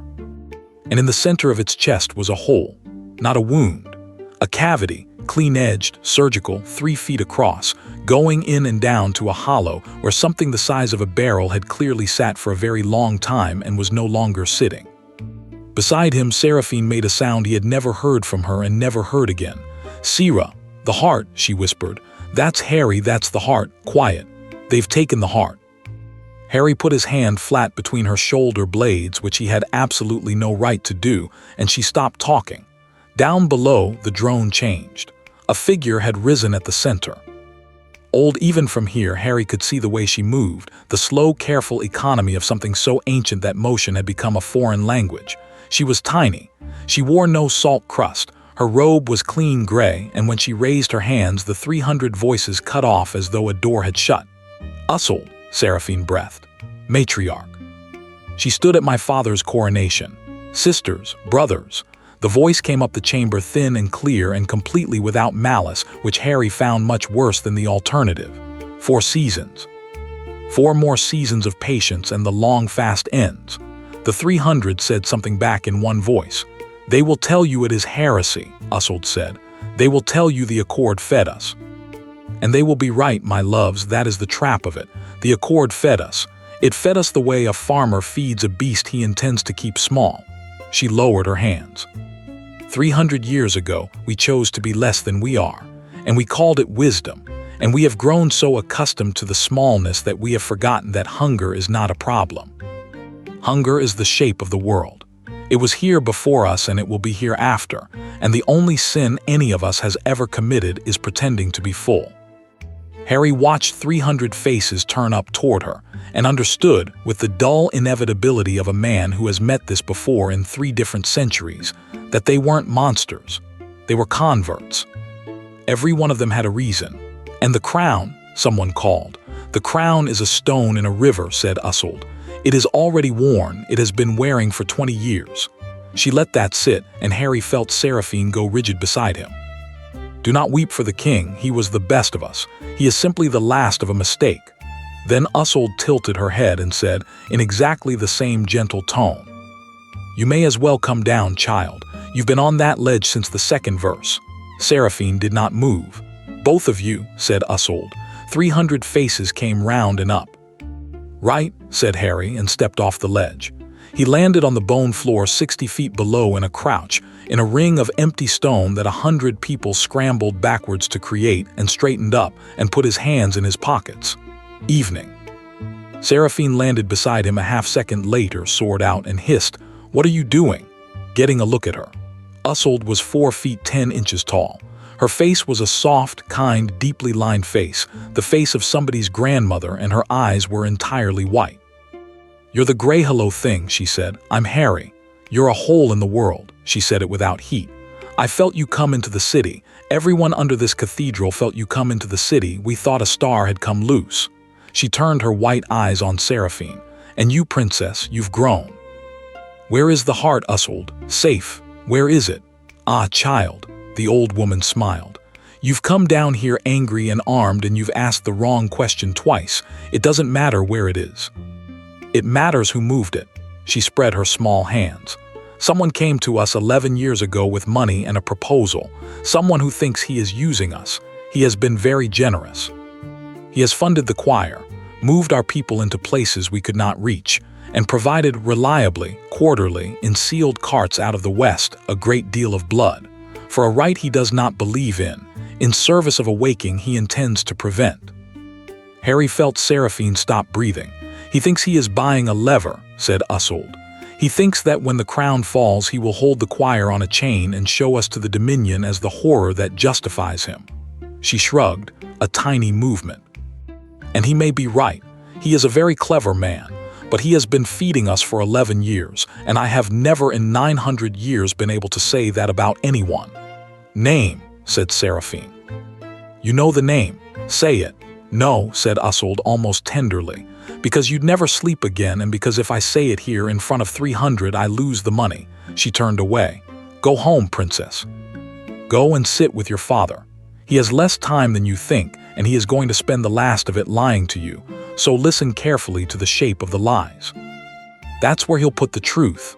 The drone started up again. The 300 began to close in, not attacking, just closing, a slow tide of gray robes, and Harry felt the pressure of it and did not particularly love the feeling. "Sira, hand." "What?" "Give me your hand or I'm taking your wrist and you'll like that less." She gave him her hand. Harry took one last look at the 40-foot corpse, that wasn't with the hole in its chest, and turned on the spot, and the chamber under the salt cathedral vanished with a crack that knocked a dozen robed elders flat. They came out on a rooftop. Harry had aimed for the fortress and missed by half a mile, which he blamed on the salt.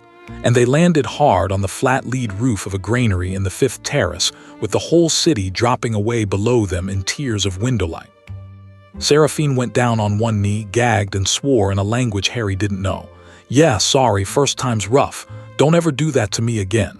"You'd rather have stayed," she didn't answer. She stayed on one knee for a moment, breathing, and then she stood up and walked to the edge of the roof and stood there with her back to him. The murk in the east had gone thin and pale. False dawn, the closest this world got, an hour where the lid over the sky glowed like a banked fire and the whole city turned the color of old copper. "Corvin Asheville," she said. "Yeah, say it isn't. It's Corvin Asheville. He taught me to ride." Her voice cracked straight down the middle and she didn't turn round. "He put me on my first horse. He sat up with me for 6 nights when I was 91 and I'd killed a boy by accident and I couldn't. He sat up with me, Harry. 6 nights. He didn't say anything, he just sat there so I wouldn't be alone with it." Harry came and stood beside her, not touching. "Yeah," he said, "that's how it works. They're never the bad one in the story. The bad one in the story is easy. He's going to kill my father. He's been killing your father for 20 years, very slowly so that when it happens, it'll look like nature." Harry looked out over the city. "And he's been buying the choir at the same time, so that when the crown wobbles there's a horror standing right there in the frame. And the only man in the Dominion with an army and a plan and 300 years of credibility steps forward and says, 'I warned you.'" "Why?" She turned on him. There were no tears. Harry got the impression there were never tears, but her face had come apart in a way that was worse. "Why? He has everything. He has the legions, he has my father's ear, his son is—" She stopped. "Go on." "His son is my betrothed," Seraphine said. "Lucian, it was agreed when I was 200. Not for love, for the legions. My father needed the Asheville line bound to the crown, and I was the price, and I've had 40 years to make my peace with it. And I have mostly, because Lucian's a decent man and he doesn't want it either, and we get on and it would have been fine." Her voice went. "It would have been fine, and you put him through a ceiling this morning." "Ah," said Harry. "Yes, ah." They stood there. "He's not doing it for power," Harry said eventually. "I want you to hear me say that, because you're going to need it later. Asheville is doing it because he lived through the famine century, and he watched your people eat their food supply down to nothing, and then start on each other in the dark. He looks at your father's reforms, the tithe reductions, the human councils, whatever else is coming, and he does the arithmetic. And the arithmetic says that in 80 years there won't be enough, and when there isn't enough it'll be the famine again, and he'd rather be the villain of one bad decade than let that happen." Harry shook his head. "He's not lying to himself. That's the problem. He's the most honest man in this city. You admire him." "I've met him," said Harry, "about 9 times in 3 wars, and every single time he was right about the numbers and wrong about the people, and every single time he cost more than he saved." Seraphine looked at him. The false dawn was in her face, and the winter had gone out of it, and what was left was 240 years old and extremely tired. "What do I do? That's not my question to answer. I'm asking you. Yeah, and I'm the person who's known you for 11 days and can throw a man through a ceiling, and if you start letting people like me tell you what to do, you'll end up exactly like your father." Harry turned to face her. "Ask me something better. Such as? Ask me what I want." Seraphine's breath caught. "That's not fair," she said. "No, you did that on purpose, in the village, that question. I did it on purpose because it was obvious nobody had ever done it, and I've had a lot of practice noticing when somebody's been standing in a role so long they've forgotten they're a person inside it." Harry's voice was quiet now. "I was in one from the age of 11.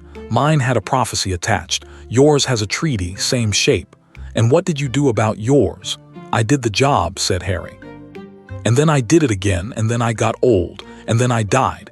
And the entire time there was exactly one thing that made it survivable, and it wasn't winning." "What was it?" "People who wanted things from me that had nothing to do with the job." Seraphine Carr stood very still on the edge of a granary roof above her own city, and she looked at him for a long, long moment. "I want to be asked," she said. "That's the answer to your question in the village. I've thought about it every night for 11 days, and that's all I've got, and it's pathetic, and I hate it. I don't want a throne, and I don't want to be free of the throne. I want somebody once to say, 'Seraphine, what do you think?' and mean it, and not be checking my face for the crown's opinion." She laughed wetly. 240 years. That's the whole want, that's it. That's not pathetic. It's small. It's small the way water's small, said Harry. And then, because he was 81 years old in his head and had run out of the particular sort of cowardice that makes people wait, he reached over and took her hand. She looked down at it. Her hand was cold, properly cold, dead cold, the temperature of a stone in a stream, and Harry didn't let go, and after a second her fingers closed. "You're warm," she said. "That's obscene. Bit rude. You're ridiculously warm. It's like holding a loaf out of an oven. How do you live like this? Seraphine." "What? What do you think?" She kissed him. It was not graceful. She came at it the way she came at everything, fast and total, and without any allowance for the possibility of failure. And she got a fistful of his collar and hauled. And Harry's back hit the granary's chimney stack hard enough to knock the wind out of him. And her mouth was cold, and her hand at the back of his neck was cold, and none of that turned out to matter in the slightest. When she pulled back, she was breathing, which she did not need to do. "That," she said unsteadily, "was extremely stupid. Massively. You're a human. You're a token-wearing blood charge of my own household, that is genuinely one of the worst possible. Yep. And I'm betrothed. Also yep. And you're going to make everything harder." "Almost certainly," Harry grinned at her. "Do you want to stop?" "No," said Seraphine Carr.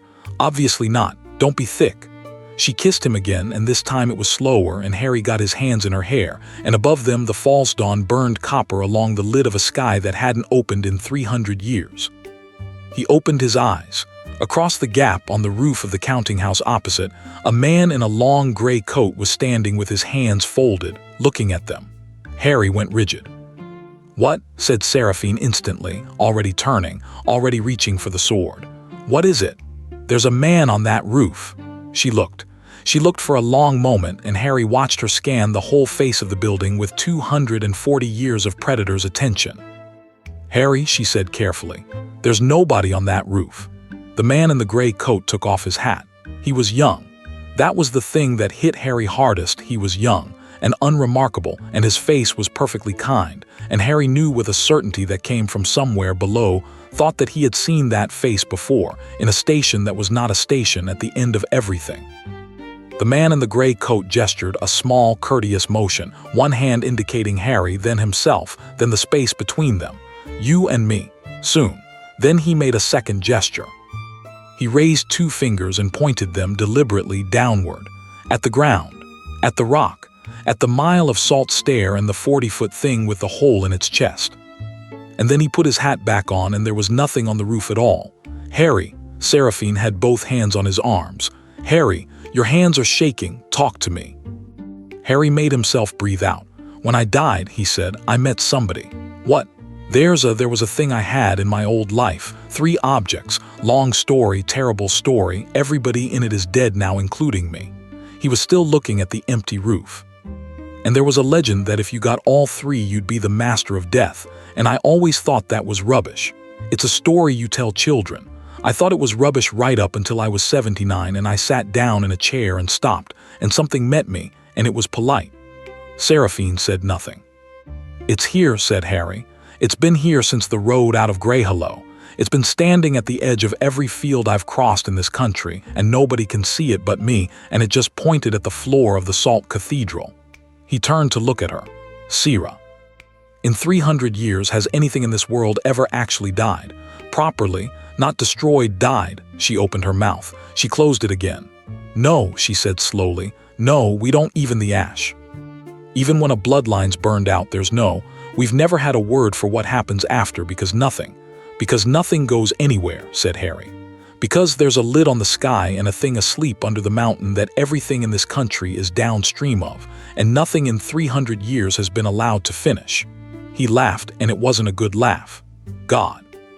No wonder it followed me in. I didn't come here by accident. Somebody opened a door and I walked through it, and I don't think I came through alone." The false dawn was fading. Below them, Vaskar's 10,000 windows were going dark one by one as a city of the sleepless settled down to pretend at night. "What do we do?" said Seraphine. "We go and see your father," said Harry, "and we listen to the shape of the lies." Chapter 3. The sunless crown, the king of the Crimson Dominion, was sitting up in bed doing paperwork. That was the first surprise. Harry had built a picture on the ride up 9 flights of black glass stair, a shrunken thing in a dark room, attended by whisperers, and instead the door opened onto a bright, plain chamber with every lamp lit, a fire going, and a big man in a nightshirt propped against a bolster with a lap desk across his knees and ink on his fingers. Valethorn Carr was going out the way a bonfire goes out. There was still a great deal of him. He had shoulders like a dock crane and a gray-shot beard and hands that could have palmed a helmet, and his face had the collapsed grandeur of a cliff after a landslide, and through all of it, under the skin, Harry could see the light going. Literally see it. That structural hum he'd learned to feel on every vampire in the city was, in the king, guttering, thin in places, missing entirely in others. "You're the wizard," said the king. "I'm Harry. You put Corvin's boy through my ceiling and then pulled a proscribed draft out of him in front of 200 witnesses, which has cost me 9 separate arguments and 1 resignation." He set down his pen. "Thank you. For which part?" "The pulling out." Valethorn's eyes went to Seraphine, standing very straight inside the door, and something in his face did a complicated thing and then closed. "Sira, father, you've been under the cathedral." Seraphine did not move a muscle. "Who told you that?" "Nobody told me. You've got salt on your boots and you smell like the shaft, and I've been king for 300 years, which means I know what everything in this city smells like." He gestured at 2 chairs. "Sit down, both of you. I've got about 40 minutes of being good today, and I've already spent 9 of them on grain tariffs." They sat. "Right," said the king. "Ask." Seraphine's hands were flat on her knees. "Somebody's poisoning you." "Yes." The word landed in the room like a dropped plate. "You know, 19 years, said Valethorn. "I worked it out in the 7th year. Took me that long because it doesn't taste of anything, and because it never occurred to me to look. And by the time it did, I'd already lost enough of the working that reversing it wasn't a question anybody could answer." He picked the pen back up and turned it over in those enormous fingers. "So I stopped asking that question and started asking a better one, which was, what does a man want if he wants me to take 20 years about it? And he wants time," said the king. "He wants the Dominion to have finished grieving before it has to decide anything. He wants a slow handover in which everyone is very tired and very frightened and grateful to the man who has clearly been planning ahead." He looked up. "He wants to be asked. He's not going to seize anything, Sira. He's going to be handed it in an orderly session by frightened people, and it will look like the most reasonable day's work anybody ever did." Seraphine's voice came out level and terrible. "Say his name." "No, say his name." "I will not," said Valethorn Carr. "Put that in your mouth, because the moment you know it officially, you have to act on it officially, and the day you act on it officially is the day he moves, and he is not ready, and neither are you." He put the lap desk aside. "You've got salt on your boots, girl, you already know. Keep not knowing for 4 more days. "Why 4? "Because in 4 days I signed the 2nd accord in open session, and there'll be 900 people in the Red Hall, including every baron in the East, and if he's going to do it, he'll do it there, in front of everyone, with an argument prepared." The king smiled with half his mouth.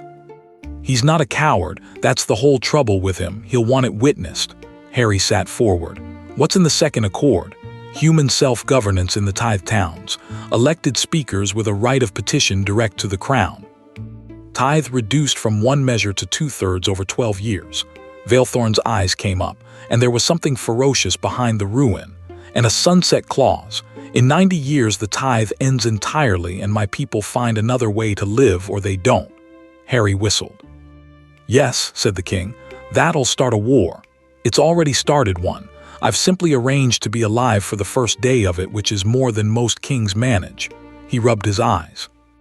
"Nobody in this city thinks I'm doing it out of virtue, by the way, and they're right. I did the arithmetic too. There are 400,000 of us and 6 million of them, and the gap is closing every century, and any species that builds its entire civilization on a resource that is going to grow a conscience is a species with about 300 years left.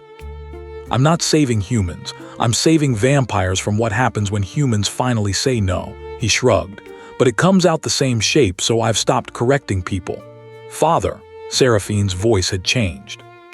"What happens to you?" "I stop." "That's not Sira." He reached out and took her hand, and Harry watched the princess of the Crimson Dominion become about 11 years old for 1.5 seconds. I have been going out for 20 years, and I have got very used to the idea. And the one thing I will not do is spend my last 4 days being comforted. It's a waste of the 4 days. His thumb moved over her knuckles. I've been a poor father. I'd like to be a decent one for a week. Will you let me? You're not. I put you on a horse when you were 8, and I never once asked if you liked horses, said Valethorn. I made you the sharpest thing in my hand for 200 years, and I never asked what you'd have chosen. Corvin sat up with you for 6 nights when you were 91 and I didn't, because I was in Asun negotiating salt prices, and I have thought about that every single week since. He let go of her hand. That's the apology. It's not adequate. Nothing is. Now go and be furious somewhere else, because I've got a treaty to finish and 40 minutes to do it in. Seraphine stood up so fast the chair went over. She got to the door. She stopped there with her hand on the frame and her back to the room, and she said, in a voice like a wire under load, I would have chosen the horses. Then she was gone. The king let out a long breath and sagged 3 inches into the bolster, and for a moment there was nothing left in the bed but an old man. Wizard, he said. Harry. Harry, Valethorn's eyes found him. She's wearing your name in her mouth like a stone she can't put down. 11 days. I've never seen it before, and I've had 240 years to watch for it. Is this the part where you threaten me? No, the king laughed, and it turned into a cough that went on too long. No, this is the part where I ask you for something, and you should know that I'm going to be manipulative about it because I'm dying and it's the last advantage I've got. Go on then. When it happens, and it'll happen in the hall, 4 days from now, in front of everyone, she is going to be right. Valethorn's ruined face was absolutely serious. She'll be right about Corvin and right about the choir and right about what needs doing, and she will still lose, because being right is a rounding error in that room. What wins in that room is the thing everyone can see. He pointed at Harry. You are the most visible object in this dominion. You walked into my red hall and made yourself into a fact that nobody can argue with. So when it comes, don't fight for her, stand behind her. That's it. That's the whole ask. Every man who has ever loved a queen has ruined her by getting in front. Harry sat with that for a moment. You know that's the only thing you've said today that you didn't have to be manipulative about, he said. You could have just asked. Valethorn Carr looked at him. Yes, he said, sounding faintly surprised. I suppose I could have. They had 3 days. Harry spent them the way he'd spent every good week of his old life, which was to say, causing problems on purpose and calling it preparation. He got into the library he wasn't allowed in, which took 11 seconds and no cleverness at all, and read for 19 hours straight until a scandalized archivist tried to have him removed, and Harry hired her instead, with money he did not have, on the authority of a household he legally belonged to as livestock, which he found so funny he had to sit down. Her name was Bet, she was human, she was 61, and she had spent 40 years cataloging a collection nobody read. The progenitor, Harry said. Everything, I don't care how mad it is. That's 4 shelves of mad. Great, start with the maddest. What he found over 3 days was this. Nobody had ever killed a vampire.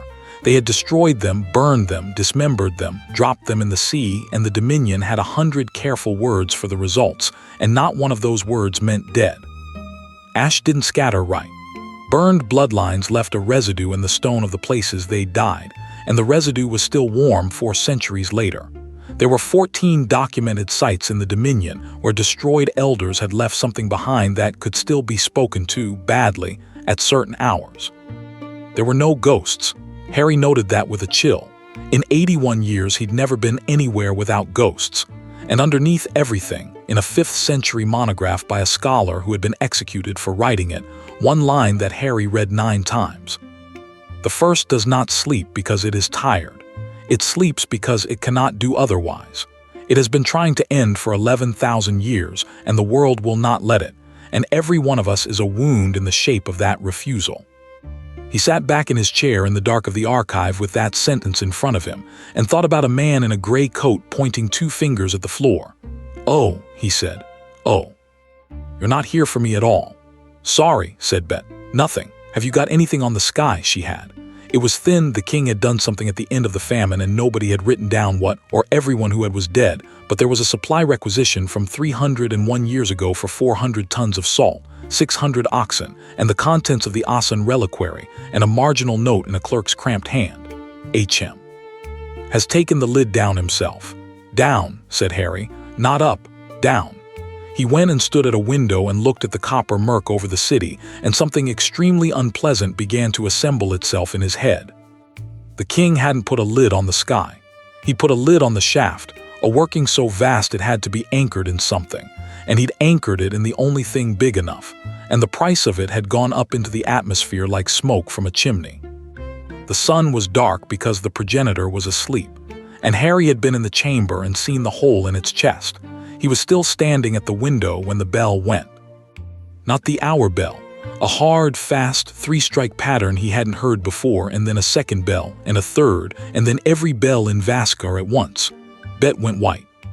That's the hall, she said. That's the hall in session. That's 4 days early. 900 people. He'd been told 900 and it was still a shock. The red hall packed wall to wall, every baron in the east, every guild, the whole choir of the court, and on the dais at the far end the great black chair. Vailthorn Carr was in it, on his feet, and he was holding the second accord in one hand. And 40 feet in front of him, in the middle of the open floor, stood Grand Marshal Corvin Asheville in full gray, with 200 Ashen Legion at every door. Harry came in from the western gallery at a dead run and stopped. "Will not pretend to be surprised," Corvin was saying, and the acoustics of the Red Hall carried that pleasant, patient, cliff-faced voice into every corner. "You have all known this was coming. Half of you have written to me about it. Some of you have written to me twice." Nobody laughed. A few people flinched. "Majesty." He turned to face the dais and he bowed deeply and held it. "You have been my friend for 311 years. I stood at your left hand at the accord, and I have never once given you cause to doubt me, and I am not going to insult you now by pretending this is anything but what it is." "Then don't," said Vailthorn. "I move that the second accord be set aside," said Corvin, straightening, "and that the crown be placed in regency on grounds of the king's health until a competent succession can be established." The hall detonated. It took 4 minutes to get quiet, and Corvin stood in the middle of it without moving, and Harry, sliding along the gallery rail, counting doors, counting soldiers, understood that the 4 minutes were part of it. Let them shout. Let them exhaust it. Let them hear how many of them are shouting on your side. "Grounds," someone bellowed from the baronial benches. "Gladly," Corvin turned.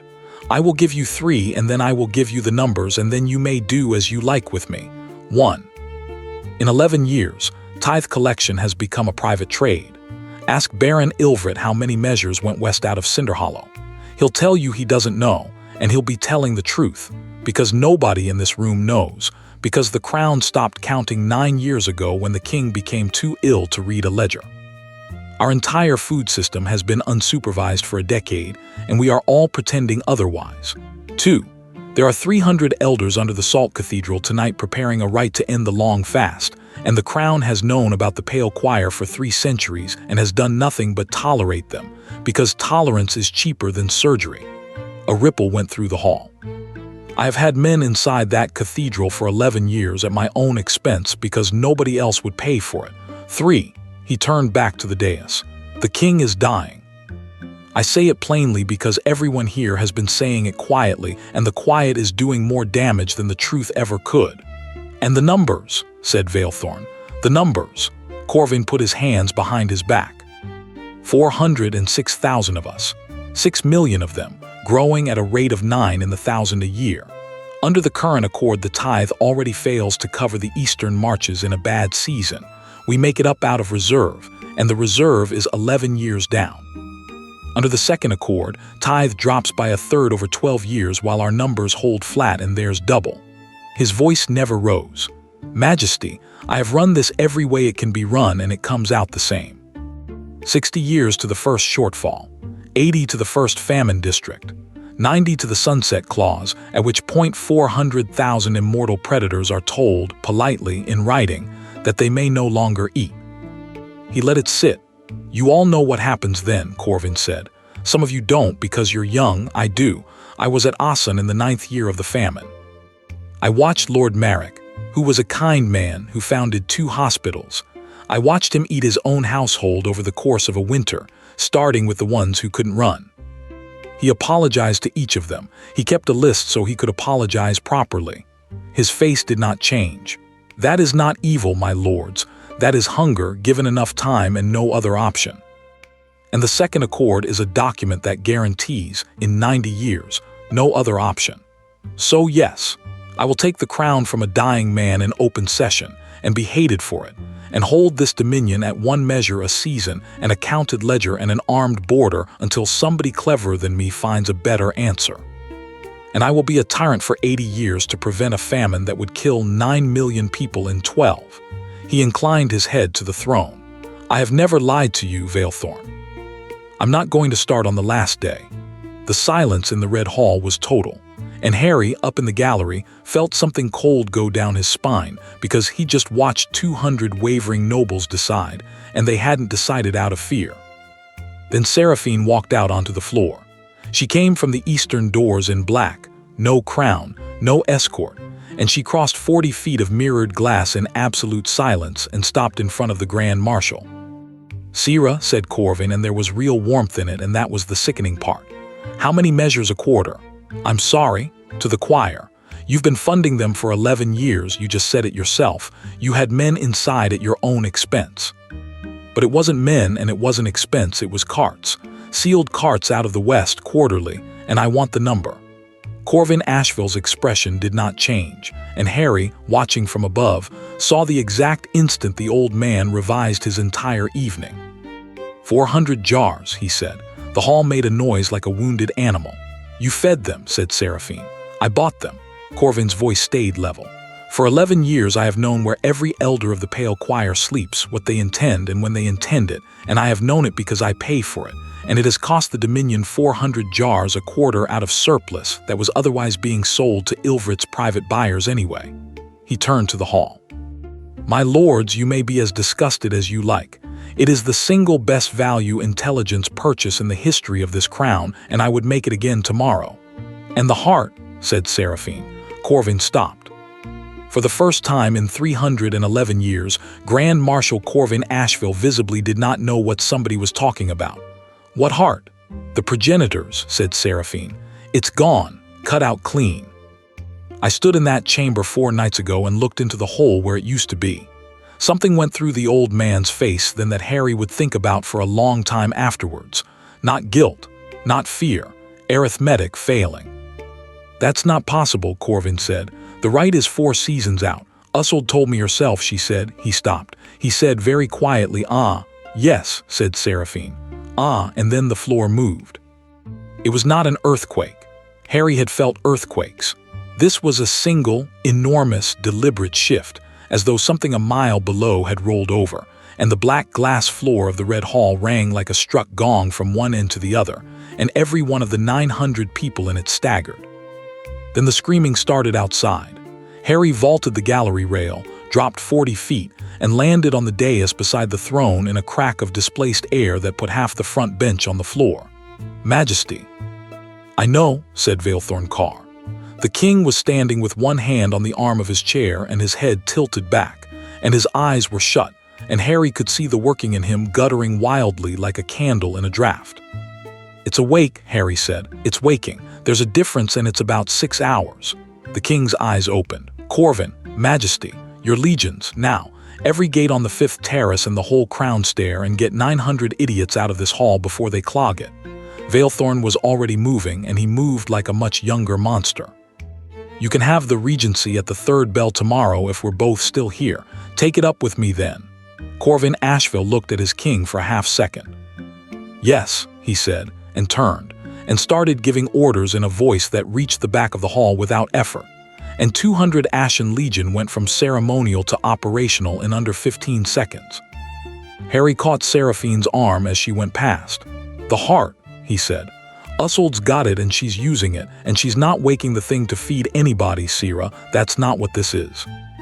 "Then what is it?" "I don't know yet." He was already thinking fast, 3 days of reading assembling itself. "But your father anchored the skyworking in the progenitor. It's the lid. If it wakes." Veilthorn's voice from 6 feet away. Who told you that? A requisition order and a clerk's marginal note, and you should burn your archive. The king stared at him. 300 years, he said, and nobody's ever asked. Vaskar came apart over the next 4 hours.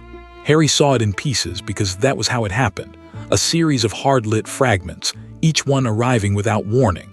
The salt cathedral splitting, the whole colossal fist of it opening along 4 seams like a flower, and the sound of it, not a crash. A long grinding sigh a mile wide that went on for 9 minutes. Gray robes coming up out of the shaft in a tide. 300, then more. Because 11 years of quiet recruitment had gone a lot further than 300, and they came into the 6th terrace and did not fight the Legion but went through the houses, breaking doors. And it took Harry far too long to understand that they weren't killing anybody.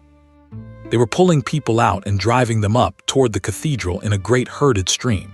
The Ashen Legion holding the crown stair, 4 ranks deep, and Corvin Asheville walking the line without a helmet saying the same thing over and over in that patient voice. Don't advance. Hold the stair. They want us to advance. Harry, on a rooftop, breaking a choir column of 60 with a working that took the street out from under them, and then having to stop and be sick, because he'd done 4 of those in 90 minutes and this body was 19 years old and had never once been trained. Lucian Asheville, of all people, appearing out of the smoke at the head of the Crown's Third with a bandage round his throat and a boarding axe. Potter, you should be in bed. You should be dead. I've heard 9 people say so tonight. Where's Sierra? 6th terrace getting people out. Then that's where I'm going. Lucian wiped his face. For what it's worth, later. There isn't a later, that's the entire. Lucian. Harry grabbed his shoulder. There's a later, I'll make you one. Go. And then at the 4th hour the light changed. It came up out of the split cathedral, a column of dull red, wide as a street, going straight up into the murk, and the murk took it, the way a sheet of water takes a drop, and spread it, and the whole lid over the world began, very slowly, to turn the color of a bruise. Every vampire in Vaskar stopped what they were doing at the same instant. Harry saw 400 soldiers on the crown stair go rigid in unison. He saw a Legion sergeant drop his sword and put both hands over his own mouth. Somewhere below, a great many voices began to scream in a register that had nothing to do with fear. Seraphine came off a wall beside him and hit the roof hard and stayed on her hands and knees. Sierra. Get away from me. He didn't. She was shaking. Her back arched. When she got her head up, her eyes were solid red edge to edge and her teeth were fully down, and her hands had gouged 4 furrows into lead sheeting. It's hungry, she got out. Harry, it's hungry, it's not calling us, it's just being hungry near us and I can't. She dragged in a breath she didn't need. There are 400,000 of us and it's upstream of all of it, and I can feel every single one of them feeling it. Harry put both hands on her face. Look at me. Don't touch me, I will tear your throat out. Yeah, probably, look at me. She looked at him. You've had 240 years of practice at not doing the thing you want to do, Harry said. That's the whole of you. That's what you are, Sierra. It's not a rule somebody put on you, it's not the Accord, it's not your father. You'd have worked it out on your own by about year 12 because you're the most stubborn object I've ever met, and I've met a phoenix. His thumbs were on her cheekbones. Her skin was cold as river stone. It's hungry, so what? You've been hungry your whole life. Seraphine Carr shut her eyes. She stayed like that for 4 full seconds. Then the red went out of them from the edges inward and the teeth went up with a small click, and she took her hands out of the roof. That, she said unsteadily, was a terrible speech. It worked. It was maudlin. Also worked. She got up. She looked out at the bruise-colored sky and the red column and the great split cap of the cathedral, and something settled in her face that Harry had not seen there before and would see for the rest of his life. Right, she said. I'm going down the shaft. The chamber under the mountain was full of people. That was the horror of it. 1,100, 1,200 humans, driven down a mile of salt stair and packed into the rings around the thing on the floor, and gray robes moving among them with lamps, not cruelly, guiding, apologizing. And every few seconds one of the robes would bring somebody forward to the edge of the hollow and cut a wrist and let it run down the stone. The thing on the floor was moving. It had turned its head. That was all in 4 hours. It had turned its head, and it was enough to have brought 100 tons of salt down off the ceiling. One of the enormous hands had opened. The fissured gray skin had begun, in patches, to go a color that was almost living, and at the center, on a low stone table set into the hollow of the thing's own chest cavity, sat the heart. It was the size of a barrel and it was beating, once every 11 seconds, and each time it beat the red column went a shade brighter. Isolde stood beside it with her hands folded. Harry and Seraphine came down onto the bone floor in a crack of air, and the matriarch turned her white eyes toward the sound as though she had been expecting them for an hour, which she probably had. "Princess." "Hole in the world." She sounded tired. "You've come to stop it." "Yeah," said Harry. "You can't, it's begun. You could kill me, you could kill all of us, and it would still go on because I am not doing anything." "That's the part your Grand Marshal never understood." She gestured at the vast gray shape. "There's no right. There never was a right. There's only a lid, and the king put the lid on with the heart, and I took the heart out, and now the world is simply doing what it does when nothing is stopping it." "Isolde," said Seraphine. "There are 1,100 people in this room, 1,240. They're not being harmed, they're being asked." Isolde's ancient face turned up. "Do you know how it feeds, child? Not by taking.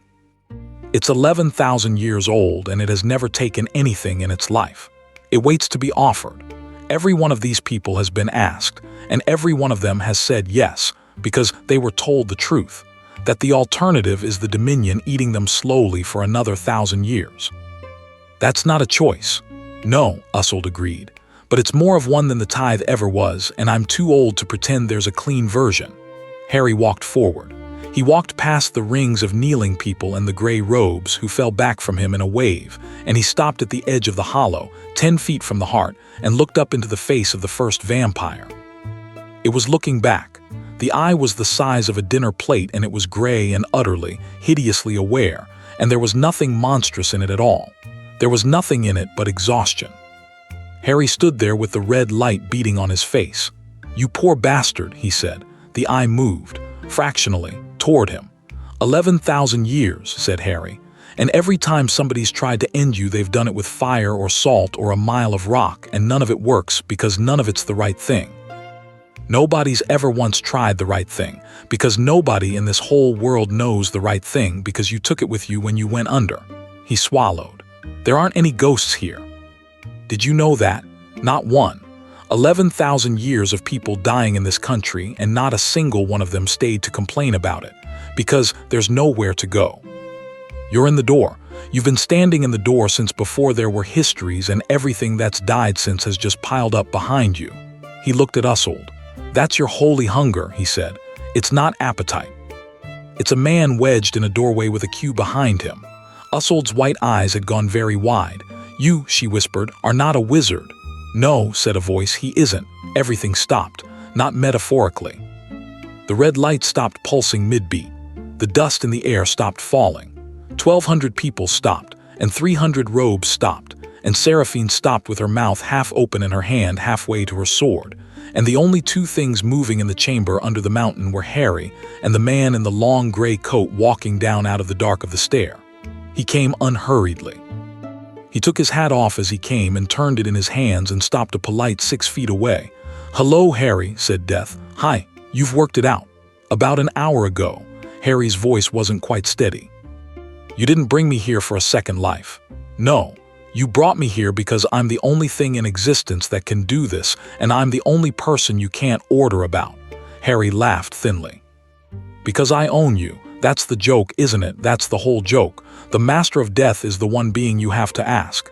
Yes, said Death. It's been extremely inconvenient. I've been waiting 300 years for a door and 11,000 for the courtesy. Harry looked at the enormous gray shape frozen mid-breath. It's been trying to die. Since the 400th year. It's very good at almost everything and completely incapable of the one thing. Death's voice was kind and unbearable. It made your friends by accident, you understand. It bled once, a long time ago, and the bleeding never closed because nothing here closes, and everything downstream of that wound is what you'd call a vampire. 400,000 people living in the runoff of an 11,000-year-old attempt to stop existing. And if I let it finish, the door opens, the queue moves, everything that has been piling up behind it for 11,000 years goes where it's been trying to go. A pause. and the lid comes off the sky because the lid is the pile. Harry stood very still. And them, he said, 400,000 of them upstream of a wound that closes. Ah, said Death, say it. I don't know, said Death, and Harry believed him, and that was the worst moment of the night. Genuinely, I've never seen this. They might all end with it. They might all simply become people. They might change in some way neither of us can predict. I am not omniscient, Harry, I'm specialized. Harry looked back at Seraphine, frozen with her hand on her sword and her face turned toward him and the beginning of something on it. You want me to gamble her? I want you to open a door, said Death. What's behind it isn't mine either. And your price? Very small. Death put his hat back on. The 3 things. You've been carrying them since you arrived, whether or not you noticed. That's why the wand came with you. That's why nothing in this world has been able to lay a finger on you. That's why you have walked through 11 days of immortal predators without so much as breaking your stride. You have been wearing me like a coat. Harry felt the cold arrive in his stomach. You want them back. I want you mortal, said Death, properly. No mastery, no exemption, no coat. If you do this, you will be a 19-year-old wizard in a world of monsters, and you will get old, and one day you will get a cough that doesn't clear. He tilted his head. You'll also, and I want to be precise about this, become killable in approximately 4 seconds' time, in a room containing 300 people who will be very upset with you. That's a rubbish deal. It's the only honest one I've got. Harry looked at the heart. He looked at the eye the size of a dinner plate, which was, he realized, still fractionally open, still watching him, still waiting after 11,000 years for someone to be polite enough to notice. I died once already, Harry said. I was 79, it was fine actually. It wasn't bad. No, Death agreed, it wasn't bad. Will it be the same? Eventually, Harry breathed out. Yeah, all right, he said. Go on then. Time came back like a slap. The red light beat. The dust fell. Seraphine finished her step and her sword came halfway out and she said, awry, on the tail of a word she'd started before the world stopped. And Harry walked down into the hollow and put both hands flat on the progenitor's heart. It was warm. It was the only warm thing in the chamber, and it was warm the way bread is warm, and it beat once against his palms, and Harry shut his eyes. He didn't cast anything. There wasn't a spell. There has never been a spell. What he did was much simpler and much harder, and it was the thing he had done in a forest at 17 with a stone turning over in his fingers, the thing he had done in a chair at 79 with his family asleep around him, and it was this. He stopped holding on. Only this time he did it on someone else's behalf. Go on, he thought, at 11,000 years of exhaustion. It's all right. Nobody's going to stop you. Go on. The heart beat once more. And then it didn't. The sound that came out of the mountain was not loud. Everyone in the Dominion heard it. In Greyhollow, 400 miles east, a 14-year-old boy named Fenn looked up from a charcoal map and said, "Oh," and started crying and could not explain why for 2 days. In Cinder Hollow, Baron Ilvret woke from a dead sleep with his hands over his face. On the Crown Stair, 400 Ashen Legion went to their knees at the same moment, and Grand Marshal Corvin Asheville stood alone among them with his hat in his hand and his mouth open.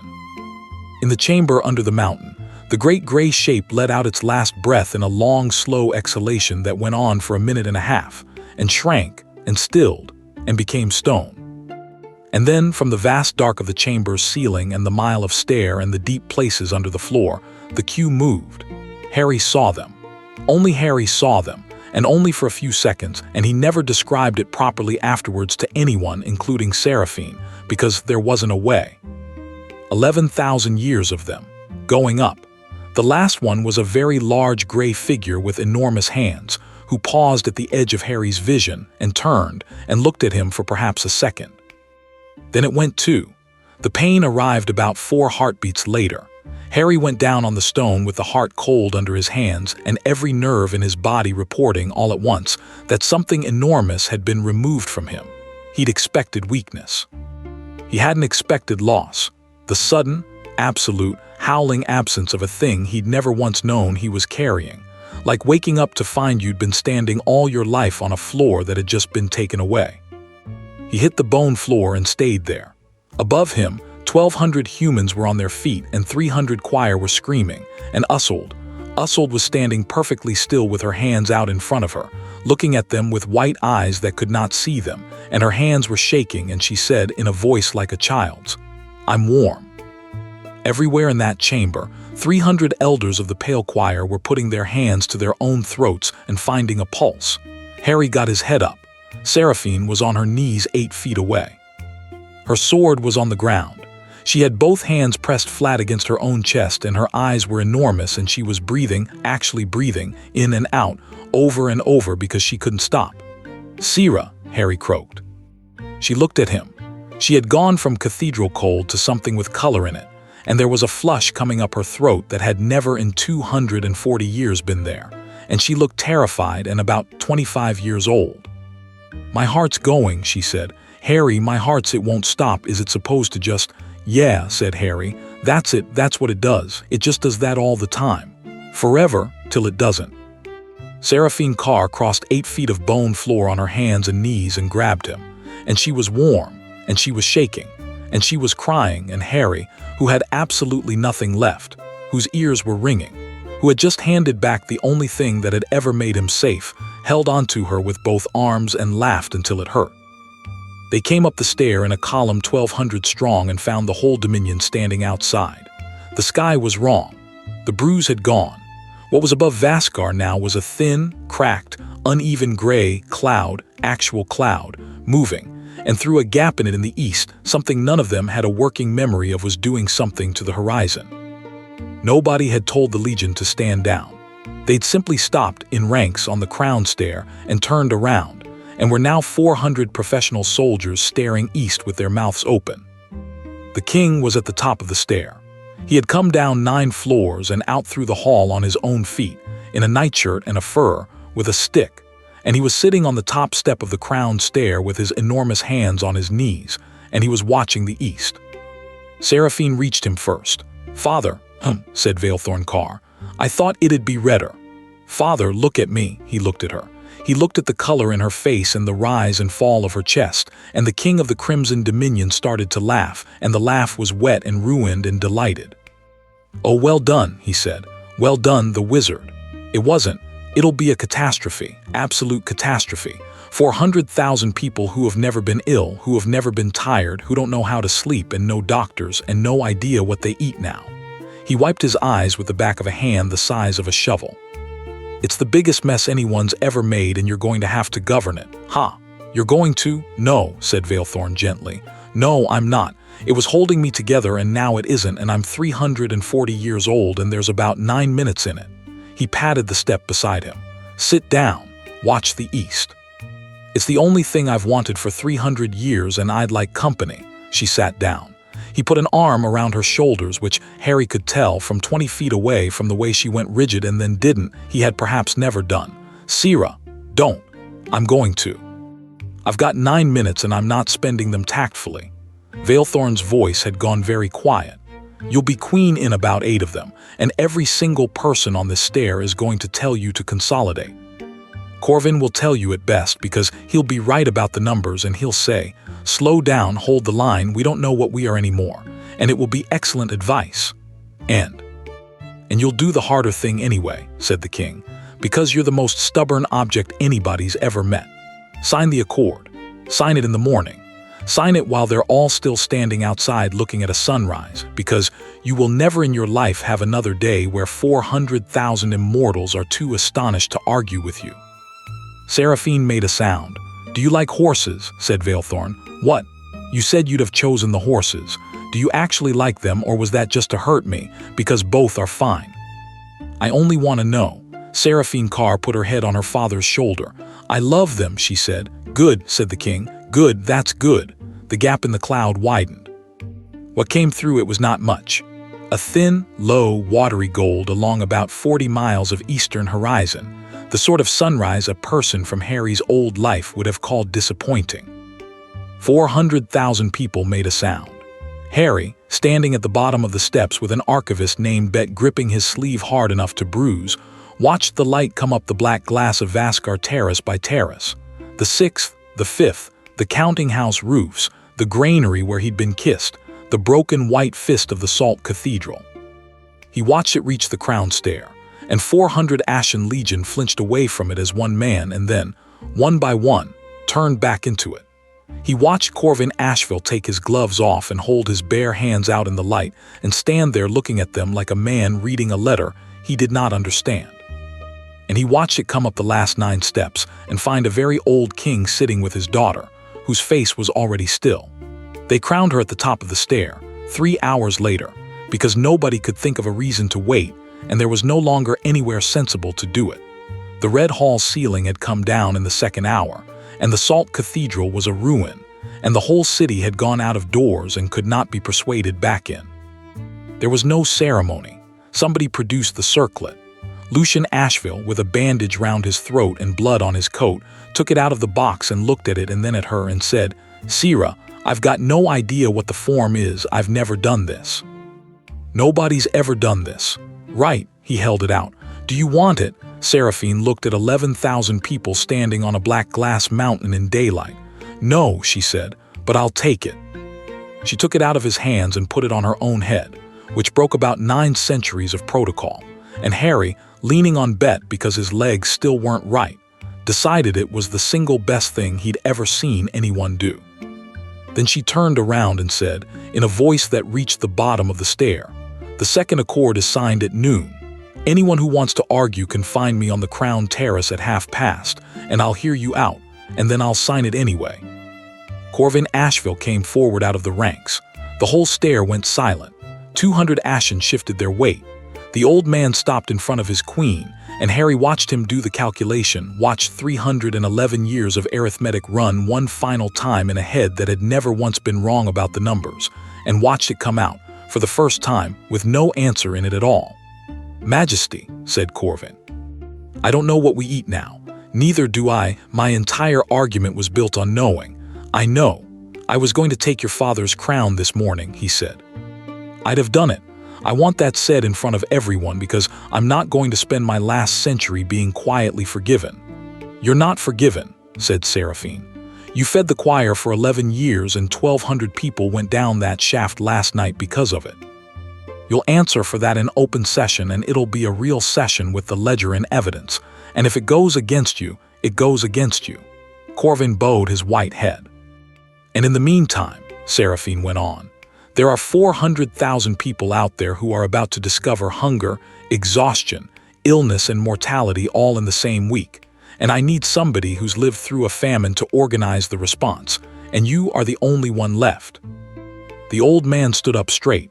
"That's a very cynical use of me," he said. "Yes, your father would have exiled me." "My father's dead," said the queen, "and I've been queen for 3 hours and I'm already out of people."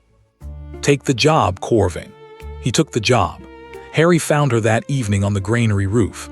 It was properly evening, which was the strangest part, an actual dusk, colors in the west, the light going long and orange across a city that did not know what to do with itself. Below them, Vaskar was in a state that could only be described as ongoing. There had been 11 riots, 4 of them about nothing, and 1 extremely dangerous hour in the 4th terrace. And then somebody had discovered that a vampire who becomes human is starving in a way they have no framework for. And the entire crisis had turned, in an afternoon, into the largest emergency catering operation in the history of the world. Seraphine was sitting on the edge with her boots off, eating an apple. "They're chestnut crabs," she said, without turning round. "I had them ride the last of the gray hello crop up. There were 4 barrels left, flowery. They're supposed to be flowery, and I will have you executed." He sat down beside her. For a while neither of them said anything, and the light went down over 400,000 people learning to be tired. "I'm going to be terrible at this," Seraphine said. "Yeah, probably at first. You're supposed to say no. You'd know I was lying. You've got 240 years of experience and none of it applies anymore, and the entire ruling class of your country currently can't work out why their feet hurt." He shrugged. "You'll be terrible for about 2 years, then you'll be quite good, then you'll be old." She went still. "Old," she said. "Yeah, I hadn't." She stopped. She looked at the back of her own hand, turning it over. "I have not thought about that once all day. Not once. Harry, I'm going to die. Eventually. I'm going to get lines absolutely covered in them. And gray in my back." She turned to him with an expression of pure outrage. "How do you people stand it? Badly, mostly, said Harry. We're not great at it, but it does one useful thing, and it's the only argument for it, and it's this. He held up his own hand next to hers. Everything counts now. It didn't before. You had forever, and you spent 240 years of it being an instrument, and you could have spent another 500 the same way, and it would still have been early. He let his hand drop. It's not early anymore. That's all mortality is. It's the thing that makes today count. Seraphine looked at him for a long moment. You gave it up, she said. How'd you know that? Because you fell over, she said. And because you've been leaning on a 61-year-old archivist all day. And because you haven't done a single impossible thing since you came up that stair. And you'd have done 9 by now if you could. You'd have done 6 just to show off. Her voice wasn't quite steady. What did it cost you? Everything that made me untouchable. So you're a reasonably good wizard with a bad temper who's going to need reading glasses in about 30 years. Harry grinned at her. Sorry. You've been rather badly sold on this one. Seraphine Carr, first mortal queen of the Crimson Dominion, sat on a granary roof with an apple core in her hand and cried for about 4 seconds and then stopped, because she was extremely stubborn. Stay, she said. That's not a question. No, it isn't, because I'm the queen and I've had a very long day. Sira, she breathed out. Harry, she said, what do you want? And Harry Potter, who had died once already, who had spent 11 days in a world he hadn't asked for and given away the last thing keeping him safe in it, who was 19 years old and going to get old and had absolutely no idea what he was doing, looked east, where the last of the light was going off the plain, and where somewhere 400 miles away a village he'd warded was watching its first sunset in 300 years, and where a boy named Fen was very probably drawing a map of it. I want to see the sun come up again tomorrow, he said, and then the day after, and then I'd like to go back to Greyhollow, because I told an old man I wouldn't, and he didn't believe me, and I hate being predictable. That's not an answer to the question. No, Harry agreed, but ask me again tomorrow. I will. I know, he said. That's the bit I'm staying for.